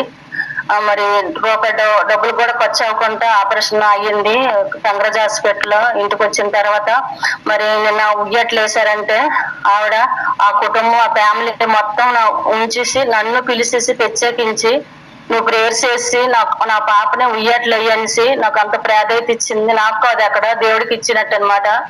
దేవుడు ఆ బిడ్డ పట్ల అంత కార్యం చేశాడని దేవుడికి నా పిల్లకి గురించి నువ్వే ఉయ్యట్లు అయ్యాలి, నువ్వు ప్రార్థన చేయాలంటే అనేసి నన్ను పిలిచారు. నిజంగా నన్ను దేవుడు, నేను ఏ యోగ్యత లేను, నాకు ఏ ఎరగది లేదు, నాకు అసలు పట్టిప్తే ఒక అక్షరం కూడా రాదు, నాకు వాక్యం కూడా తెలియదు. నేను ఈ విధంగా ఎదగలుగుతున్నాను నాకే తెలియదు అసలు. దేవుడు ఇన్ని కార్యాలు నా ప్రార్థన ఆలకిస్తున్నాడా అనేసి నేను అనుకున్నాను, కానీ దేవుడు ఎంత అద్భుతమైన రీతిగా నడిపిస్తున్నాడని నేను అనుకోలేదు. మరి యశోదమ్మ అనేసి ఒక వ్యక్తి ఉంది, ఆ యశోద అక్క తమ్ముడు తెలుసు. వాళ్ళకు వాళ్ళ ఇంటికి ఎప్పుడెప్పుడు నన్ను పిలిచి ప్రేయర్ చేయించుకున్న తర్వాత నాకు వాళ్ళు వచ్చేది చాలా బాధపడ్డది. నన్ను ఎన్నాళ్ళు అసలు నాకు వాళ్ళు పట్టించుకునేది కాదు. ఇప్పుడైతే అత్తయ్య అన్నం తిను, లేదు అత్తయ్య నీరసంగా ఉన్న అత్తయ్య నన్ను ఎంతగానో నన్ను వాళ్ళు చాలా బాగా నన్ను చూసుకుంటుంది అనేసి యశోదమ్మ గారు కూడా అన్నారు. మరి నన్ను ఈ మనవరాలు పెద్ద పిల్ల అయ్యింది, 3 రోజులు తుఫాన్ అనేసి చెప్పారు. చెప్పినప్పుడు అమ్మ నువ్వు ప్రార్థన చేయి, దేవుడు కార్యం చేస్తాడని నా దగ్గరకు వచ్చింది. ప్రార్థన చేయమంది. నా దగ్గర ప్రార్థన చేయగల ఇంటికి తీసుకెళ్లి కూడా నిన్న ప్రార్థన చేయించుకున్నారు అందరూ. ఒక పాట పాడి ప్రేయర్ చేశాను నిన్న కూడాను. చేసినప్పుడు పెద్ద పిల్ల అయినప్పుడు కూడా ఫస్ట్ నువ్వే ప్రేయర్ చేయమ్మా, మొదట నువ్వు ప్రేయర్ చేసిన తర్వాత మొదలెడదాం అన్నారు. ఫస్ట్ నన్ను తీసుకెళ్లారు, ప్రేయర్ చేయించాను, అవన్నీ చేశాను. దేవుడు మరి నన్ను ఇంత విధంగా నాలో ఏమీ లేదు నిజంగాను. దేవుడైతే ఇంత అద్భుతమైన రీతిగా నడిపిస్తున్నాడు. మరి కావ్యకి ప్రెగ్నెంట్ అని బయలుపరిచాడు దేవుడు. కావ్య చెప్పింది, కానీ చెప్పినప్పుడు నేను ప్రార్థన చేసినప్పుడు కావ్యకి ఈ గర్భం ఉంటే కావ్యకి ప్రాణం మీదకి ప్రమాదం అని ప్రార్థన చేసినప్పుడు దేవుడు నాకు బయలుపరిచాడు. వాళ్ళకి చెప్తే వాళ్ళు ఏమో అనుకుంటారేమో, ఏటి మా పిల్లలకి అంటాను అనుకుంటారేమో, నేను వాళ్ళకి చెప్పలేదు. మా పాపకు చెప్పాను. మా పాప చెప్తే మా పాప అన్నది నువ్వు ఏదైనా చెప్పవు అనుకో, నోరు జారిపోయి ఇంకొకలాగా అదార్థం ఏదో అనేసుకుంటారు, నువ్వు వాళ్ళకి ఎప్పుడు చెప్పకమ్మా, నీ చేతనే మా ప్రార్థన చేయాలి అనేసి మా పాప కూడా అన్నది. మా బాబు నాకు చెప్పారు, నువ్వు గబుక్కు నోరు జారికి ఏమనకమ్మ, టెన్షన్ పడిపోతారు అనేసి అన్నారు. నేను ఎవరితో చెప్పలేదు ఈ రోజుకి ఆ మాట నేను ఎవరితో చెప్పలేదు. తర్వాత అబార్షన్ అయిపోయిన తర్వాత ఫోన్ చేశాను, ఎలాగుందమ్మా ఏటలుగా అయిందట అనేసి అంటే, లేదు పిన్ని ఈ ప్రెగ్నెంట్ నాకు ఉంటే నాకు అన్ని మూసిపోయేవాట, ఇది ఉంటే నా ప్రాణానికి ప్రమాదం అట. డాక్టర్ గారు చెప్పారు, వాడికి ఏం చేశారు అని చెప్పింది. మరి నేనైతే అప్పుడు నేను చెప్పగలిగాను. నాకు ముందు దేవుడు బయలుపరచడం, నేను చెప్తే నువ్వు ఏటనుకుంటావని నేను చెప్పలేదు. నేను ప్రార్థన చేశాను, ప్రభు నీ చిత్తం అయితే ఉంచండి, నీ చిత్తం కాకపోతే తీసివేయండి, ఆ బిడ్డ మీ ప్రాణానికి ప్రమాణం రాకూడదనేసి నేను ప్రార్థన చేశాను.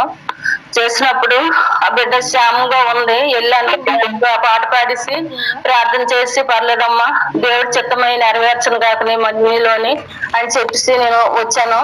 ఇలాగా నేను ఎంతగానో ఇలా ప్రార్థన చేస్తున్నాను. అలాగే ఇంకొక వ్యక్తి ఇది ఏడుస్తూ వచ్చింది, ఆ రోజు చచ్చిపోద్దాం అన్నట్టుగా వచ్చింది.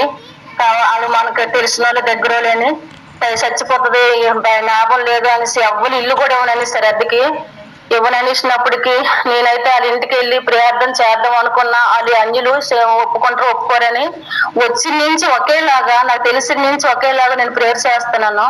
ప్రేయర్ చేసుకో అస్సలు ఏం లేదు, అస్థిపంజరం లాగా ఉండేది వచ్చినప్పుడు. ఈ రోజుకి చక్కగా తన చేతిని తను వండుకుంటుంది, తింటుంది. అయితే ఇవన్నీ చెప్పడానికి కారణం ఏంటంటే, నేను ఎన్ని రోజులు ఏటనుకున్నానంటే నా దేవుడు నా ప్రార్థన ఆలకించలేదేమో అనుకున్నాను. ఈ విధంగా నన్ను ఓడుకుంటున్నారని నాకు తెలీదు. అలాగే మరి డైమండ్ సిస్టర్ కూడా నాకు ప్రార్థన చేయమమ్మీ అన్నారు. ప్రార్థన చేయమమ్మీ అంటే నాకు తెలియదు అసలు. హఠాత్తుగా ఆ రోజు రాత్రి ప్రార్థన చేసుకుంటానని నేను మోకాలు వేసుకున్నాను, నేను చాపేసుకుని ప్రేయర్ చేసుకున్నామని నేను రెడీ అవుతున్నాను. ఈలోగా చేశారు. డైమండ్ సిస్టర్ నాకు అసలు తెలీదు. మమ్మీ నేను డైమండ్ సిస్టర్ ఆన్లైన్ లోనే ఉంటాను కదా అనేసి చెప్పారు. చెప్పిన తర్వాత ప్రార్థన చేయమన్నారు. చేశాను. చేసిన తర్వాత దేవుడు ప్రార్థన చేసిన తర్వాత నాకు ఒకటి బయలుపరిచాడు దేవుడు. ఏంటంటే అతనిలో లోపం ఉన్నది, భార్య భర్తలకి విషయంలో మట్టుగా అతను ఆవిడని దీన్ని బట్టి చేసుకున్నాడు. కానీ ఆవిడ అంటే ఇష్టమే, కానీ ఆవిడ ఏమీ ఇది లేక అతనిలోని అనేసి నేను అది ఎడమర్చి నేను చెప్పలేను. అది ఆ పరిస్థితి. మన భార్య భర్తలు అంటే ఎంత సంతోషంగా ఎంత ఆనందంగా ఉండవలసిన పరిస్థితుల్లోని ఇప్పుడు విడిపోవాలి అనుకుంటున్నారంటే అతను ఆవిడ మీద ఇష్టపడే చేసుకున్నాడు. కానీ నేను ఎందుకు ఆవిడకి ఉపయోగపడింది, నేను ఎందుకు అనేసి ఇప్పుడు నాకు వద్దు అనేస్తానని నాకు దేవుడు బయలుపరిచాడు. నాకు బయలుపరిచిన తర్వాత ఆ విషయం ఆ కుమార్తెకు కూడా నేను చెప్పాను, ఇలా దేవుడు బయలుపరచడమ్మంటే అవును మమ్మీ నిజమైన మమ్మీ అనేసి అవన్నీ అంటుంది. మరి కాకినాడ మమ్మీ రేపు వెళ్తున్నాము, మా గురించి ప్రేయర్ చేయ మమ్మీ, నాకు న్యాయం జరగాలి, అందరూ నాకు అసలు మాట్లాడాలి అనేసి అన్నారు. కాకినాడ వెళ్ళి వచ్చిన తర్వాత మమ్మీ ప్రార్థన చేశారు, దేవుడు కార్యం చేశారు, నా కోసం మాట్లాడారు.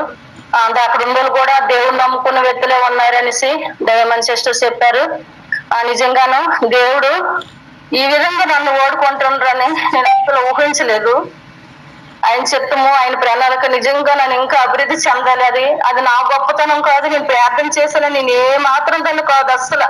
నేను పురుగు లాంటి దాన్ని, గాలి ఎత్తే ఎగిరిపుల్లాంటిదాన్ని, వర్షం మొత్తం కొట్టుకెళ్ళిపుల్లాంటిదాన్ని, నాకు ఏ ఎరగత లేదు. కానీ దేవుడు నా ప్రార్థన ఆలకిస్తున్నాడని నిజంగా నేను ఎంతవరకు అనుకోలేదు. వీళ్ళందరూ నాకు చెప్తుంటే నిజంగా నాకు ఎంతో ధన్యులు.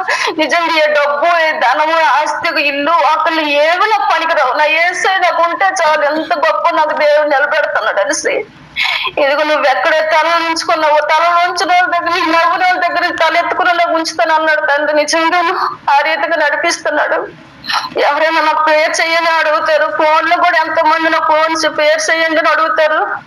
అలాగే ఎంతో మందికి ఫోన్ చేసి ప్రేయర్ చేస్తున్నాను, నాకు వీలైనంత వరకు కూడాను. దేవుడు ఇసిన సాక్ష్యం దేవుడు దీవించిన కాక మరొకసారి ఒకసారి మర్చిపోయాను. మా ఆయనకు కూడా స్వస్థ వచ్చింది. మా ఆయనకి నిజంగాను ఎన్నిసార్లు హాస్పిటల్కి వెళ్ళవలసింది, ఒక్కసారితోనే ఆయనకు స్వస్థ ఇచ్చాడు దేవుడు. తర్వాత నాకు ఆపరేషన్ అవుద్దని భయపెట్టారు, కానీ ఏ ప్రాబ్లం లేకుండా దేవుడు చేశాడు. ఒక 20 మాటలు రాశారు, నీకు ఏ ప్రాబ్లం లేదమ్మా అనేసారు. మరి అలాంటిది నాకు దేవుడు నా జీవితం ఇంకా ఎన్ని మేలు చేస్తున్నాడంటే, నా కుమారుడికి ఏదో చిన్న ఖాళీ లేకుండా ఒక జాబ్ ఇచ్చాడు. నా కుమారుడు పని చేసుకుంటున్నాడు. నిజంగాను నా ప్రార్థన నిజంగా ఎంత ఇది ఉందని నేను అనుకోలేదు. అసలు నా నిజంగా దేవుడు నాకు ఇంత ఇది ఇస్తున్నాడు అనుకోలేదు. ఒక్కొక్కరు చెప్తున్న తర్వాత నాకు తెలుస్తుంది ఇలా ఉన్నదా అనేసి. మరి ఈ శనసాక్ష్యం దేవుడు దీవించిన గాక. మరి మీరందరూ నా సాక్ష్యం ఆలకించినందుకు మీ అందరికీ థ్యాంక్స్. దేవుడికి వందనాలు. దేవుడికి ఏమి ఇచ్చినా రుణం తీర్చుకోలేం. ఆయనకి మన కొరకు ప్రాణం పెట్టాడు కాబట్టి తండ్రి ప్రభు నిజంగా అతనికి ఏమి ఇచ్చి రుణం తీర్చుకోలేము. మీరందరూ ఇంకా నేను ఎదగాలి, ఇంకా ప్రార్థనలో బలపడాలి, మరి భాషలతో ఇంకా ప్రార్థన రావాలి, నన్ను దేవుడికి మరి ప్రాధాన్యత ఇవ్వాలి, వాక్యం చెప్పు నేను నడుచుకోవాలని మరి నేను మీకు అందరికీ నా గురించి ఇంకా ప్రయత్నం చేయమని అడుగుతున్నాను. మీ చిన్న సాక్ష్యం దేవుడు దీవించిన గాక. ఆమె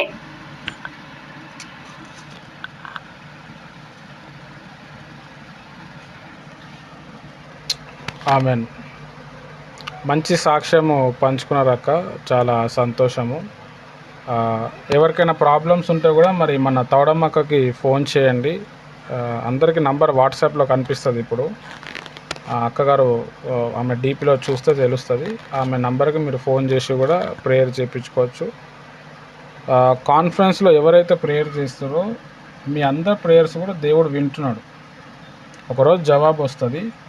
మరి నా ప్రేయర్కి ఆన్సర్ వస్తుందని మీరు ఎవ్వరు కూడా ఫీల్ అవ్వద్దు. మీరు ప్రేయర్ చేయకపోయినా మనసులో బాధపడినా కానీ దేవుడు దాన్ని క్యాచ్ చేస్తాడు. అంటే దేవుడు అంతగా మన మీద ప్రేమ చూపిస్తున్నాడు. నువ్వు డబ్బులు ఇస్తావా, డబ్బులు ఇయ్యవా, నాతో ఉంటావా, నాతో ఉండవా, నన్ను నమ్ముకుంటావా, అంతా ఏం చూడాడు. బస్ ఆయన ప్రేమిస్తున్నాడు. ఆయన ప్రేమమయుడు. అక్కగారిని మన ముందర పెట్టి ఇగో నేను ఈమె ప్రేయర్స్ విని జవాబిస్తున్నాను అని కన్ఫర్మేషన్ ఇచ్చాడు. మన ప్రేయర్స్ కూడా దేవుడు అందరి ప్రేయర్స్ కూడా వింటున్నాడు. కాబట్టి కాన్ఫిడెంట్గా ఉండి మీరు ప్రేయర్ చేయండి. ప్రతి విషయాన్ని దేవుణ్ణి అడగటం, దేవుణ్ణి స్తుతించటం చేయండి. ఇప్పుడు ఇందాక లీలాక అడిగారు, మరి నేను చేస్తున్న ప్రేయరు ఆన్సర్ వస్తుందా లేదా అంటే ఆన్సర్ వస్తుంది. మన ప్రేయర్ చేస్తుంది, దేవుని సన్నిధిలో వెళ్తుందని ఎట్లా తెలుస్తుంది అంటే మనలో మార్పు కనిపిస్తుంది. ప్రేయర్ చేయనప్పుడు ఉండే లైఫ్ వేరే ఉంటుంది, ప్రేయర్ చేసిన తర్వాత వేరే ఉంటుంది. ఈరోజు ప్రేయర్ చేయలేదు, అంత డిస్టర్బెన్స్ ఉంటుంది. ఈరోజు ప్రేయర్ చేసాము ఒక అర్ధగంట. మరి తౌడమ్మక్క గారి గురించి మనం ఆలోచిస్తే ఆ అక్కకి నిజంగా చదువు రాదు, ఆమెకి ఏం తెలియదు. ఒక ప్రార్థన ఒకటి నేర్చుకుంది, చేస్తుండే, గుడ్డిగా ప్రార్థన చేసింది ఆమె. ఎక్కువగా మోకాల మీద ఉండి ప్రేయర్ చేయటము, కూర్చున్న నిలబడిన ప్రేయర్ చేయటం, నేను చెప్పే వాక్యాలన్నీ కూడా ఫాలో అవ్వటం, ఇట్లా చేస్తూ మరి ఇప్పుడు ఆమె చాలామందికి ఆశీర్వాదకరంగా మారింది. అక్కగారు మరి మీరు కూడా ఈ గ్రూప్లో రావటం వల్ల మా అందరికి కూడా ఆశీర్వాదకరంగా ఉన్నది. అక్క వాళ్ళ కుటుంబం కోసం కూడా మీరు ప్రేయర్ చేయండి. కాన్ఫిడెన్స్లో ఉన్న వారందరూ కూడా గుర్తుపట్టాల్సిన విషయం ఏంటంటే మనం చేసే ప్రేయర్స్ దేవుడు వింటున్నాడు. దేవుడు అన్ని విషయాల్లో జవాబిస్తాడు. దేవుడు ఎప్పుడు కూడా మనకి అన్యాయం చేయడు. ప్రతి విషయంలో మనకి ఒకరోజు జవాబు వస్తుంది. ఎప్పుడు కూడా నర్వస్ అవ్వద్దు, ఇంకా నేను ఎన్ని రోజులు చేయాలి, ఇంకా ఎన్నో. తౌడమ్మక్క గారు కూడా అట్లా కొంచెం సందేహం వచ్చిండే. వాళ్ళ పిల్లలు కూడా మరి నువ్వు ఇంత ప్రేయర్ చేస్తున్నావు, మన పరిస్థితి ఇట్లనే ఎందుకుంది, ఇట్లా ఎన్నో అన్నారు. కానీ ఆమె తొలగిపోకుండా ఆమె ఇంకా ప్రేయర్ చేస్తూనే ఉన్నది. మన కాన్ఫరెన్స్లో ఉన్న వాళ్ళందరూ కూడా అంతే ఉన్నారు. దేవుడు ఆన్సర్ ఇస్తే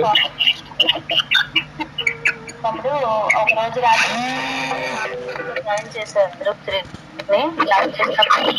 ఫోన్ చేశారు నాకు. ఫోన్ చేసి ఏం చెప్పారంటే, అమ్మ శ్రీదేవికి జ్వరం ఉందట, డెలివరీ కేసు, హాస్పిటల్లో జాయిన్ చేశారని చెప్పారు. అప్పుడు నేను ప్రార్థన చేసి ఇంక లేసాను. వెంటనే మళ్ళీ మోకరెళ్ళి ప్రార్థన చేశాను. ఆ జ్వరం నుంచి విడుదల కలుగు చేయ ప్రభువా, మీ చిత్తం ఆ బిడ్డ పట్ల నెరవేర్చండి, సుఖమైన ప్రశ్న దయచేయండి అని ఆ రోజు ప్రేయర్ చేశాను తమ్ము. తెల్లవారేసరికి అక్కడికి ఫోన్ చేస్తే పాప పుట్టిందమ్మ, నీకు చేద్దాం అనుకున్నాను, ప్రేయర్లో ఉంటావేమో, నీ చేయలేదు అని సరే నాకు చాలా సంతోషం అయింది తమ్ము. నిజంగా నేను ఏ అర్హత లేదు అసలు. నా బిడ్డలు కూడా ఆ మాట వింటేవారు కాదు. అలాంటిది ఇప్పుడు మా ఆయన కూడా నేను ఎంత చెప్తే అంత ప్రార్థన చేస్తాను, చర్చికి వస్తాను. నిజంగా దేవుడు కృపను తమ్ముడు ఇదంతాను నాకైతే తెలియదు అసలు. ప్రార్థన విషయం నాకు తెలియదు. ఇందులోకి వచ్చిన తర్వాత నన్ను ఇంతగానే దేవుడు ఓడుకోండి, మీరు పరిచయం అయిన తర్వాత చాలా వెరీ థ్యాంక్స్ మీకే తమ్ముడు, చాలా థ్యాంక్స్. ఓకే అక్క, థ్యాంక్ యూ. కాబట్టి అందరు కూడా దయచేసి మీకు దేవుడు కొన్ని ప్రేయర్ పాయింట్స్ ఇస్తూ ఉంటాడు, మీకు మైండ్లో వస్తూ ఉంటుంది. వాటి మీద కూడా ప్రేయర్ చేయండి. న్యూస్ చూస్తూ ఉంటారు, న్యూస్లో కూడా మీకు ఏదైనా అనిపిస్తుంది ఇట్లా కాకుండా ఉంటే బాగుండు, అది కూడా ఒక దగ్గర రాసుకొని దానికోసం కూడా ప్రేయర్ చేయండి. ఎందుకనంటే మనం ప్రేయర్ చేయటం వల్ల పరలోకంలో మన అకౌంట్ ఓపెన్ అవుతుంది, అకౌంట్ నిండుతూ ఉంటుంది. మనం సమస్యల్లో ఉన్నప్పుడు, కష్టాల్లో ఉన్నప్పుడు అక్కడి నుంచి మనకి జవాబు వస్తుంది. కాబట్టి ప్రేయర్ చేయటం అనేది మనం బ్యాంక్లో డబ్బులు వేసుకున్న దాంతో సమానం.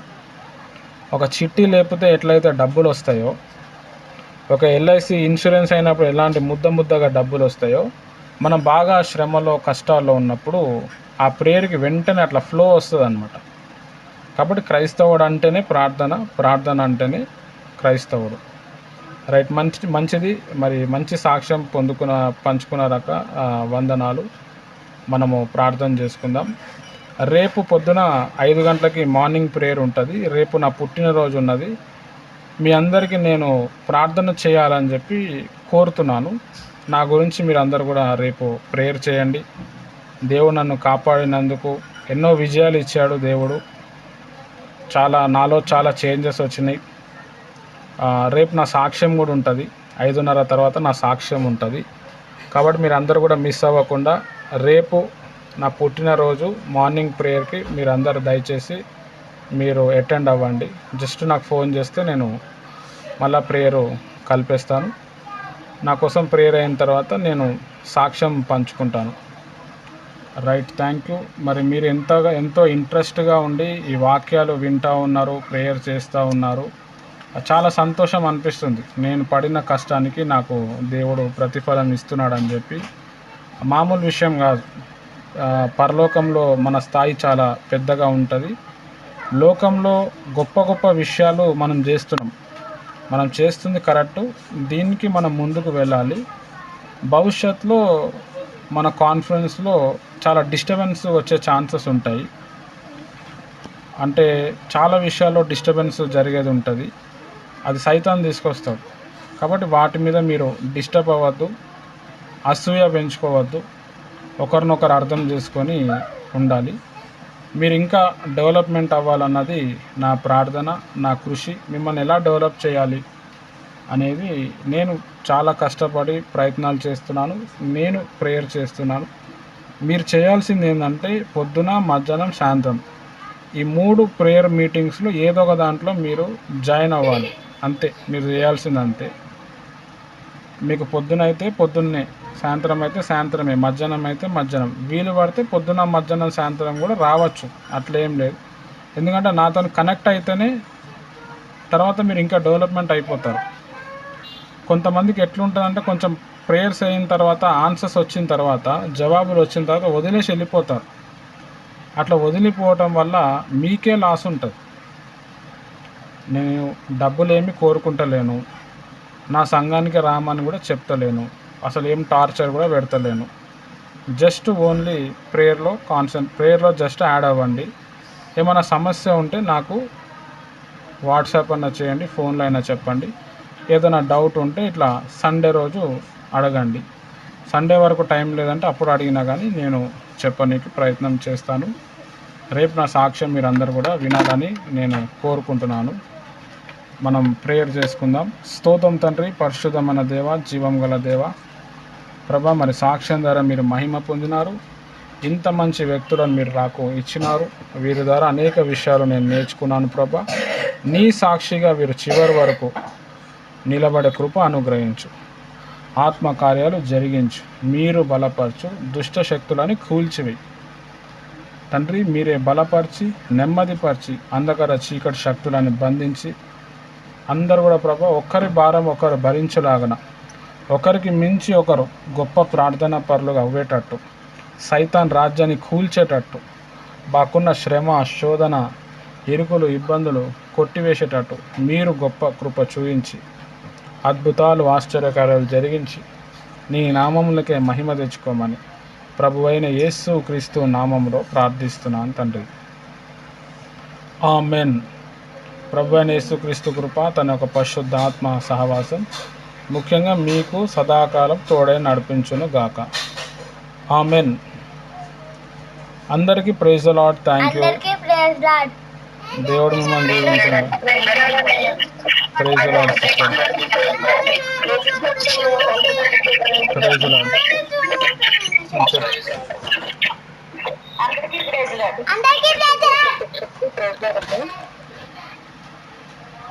అందరికీ praise the Lord. Thank you.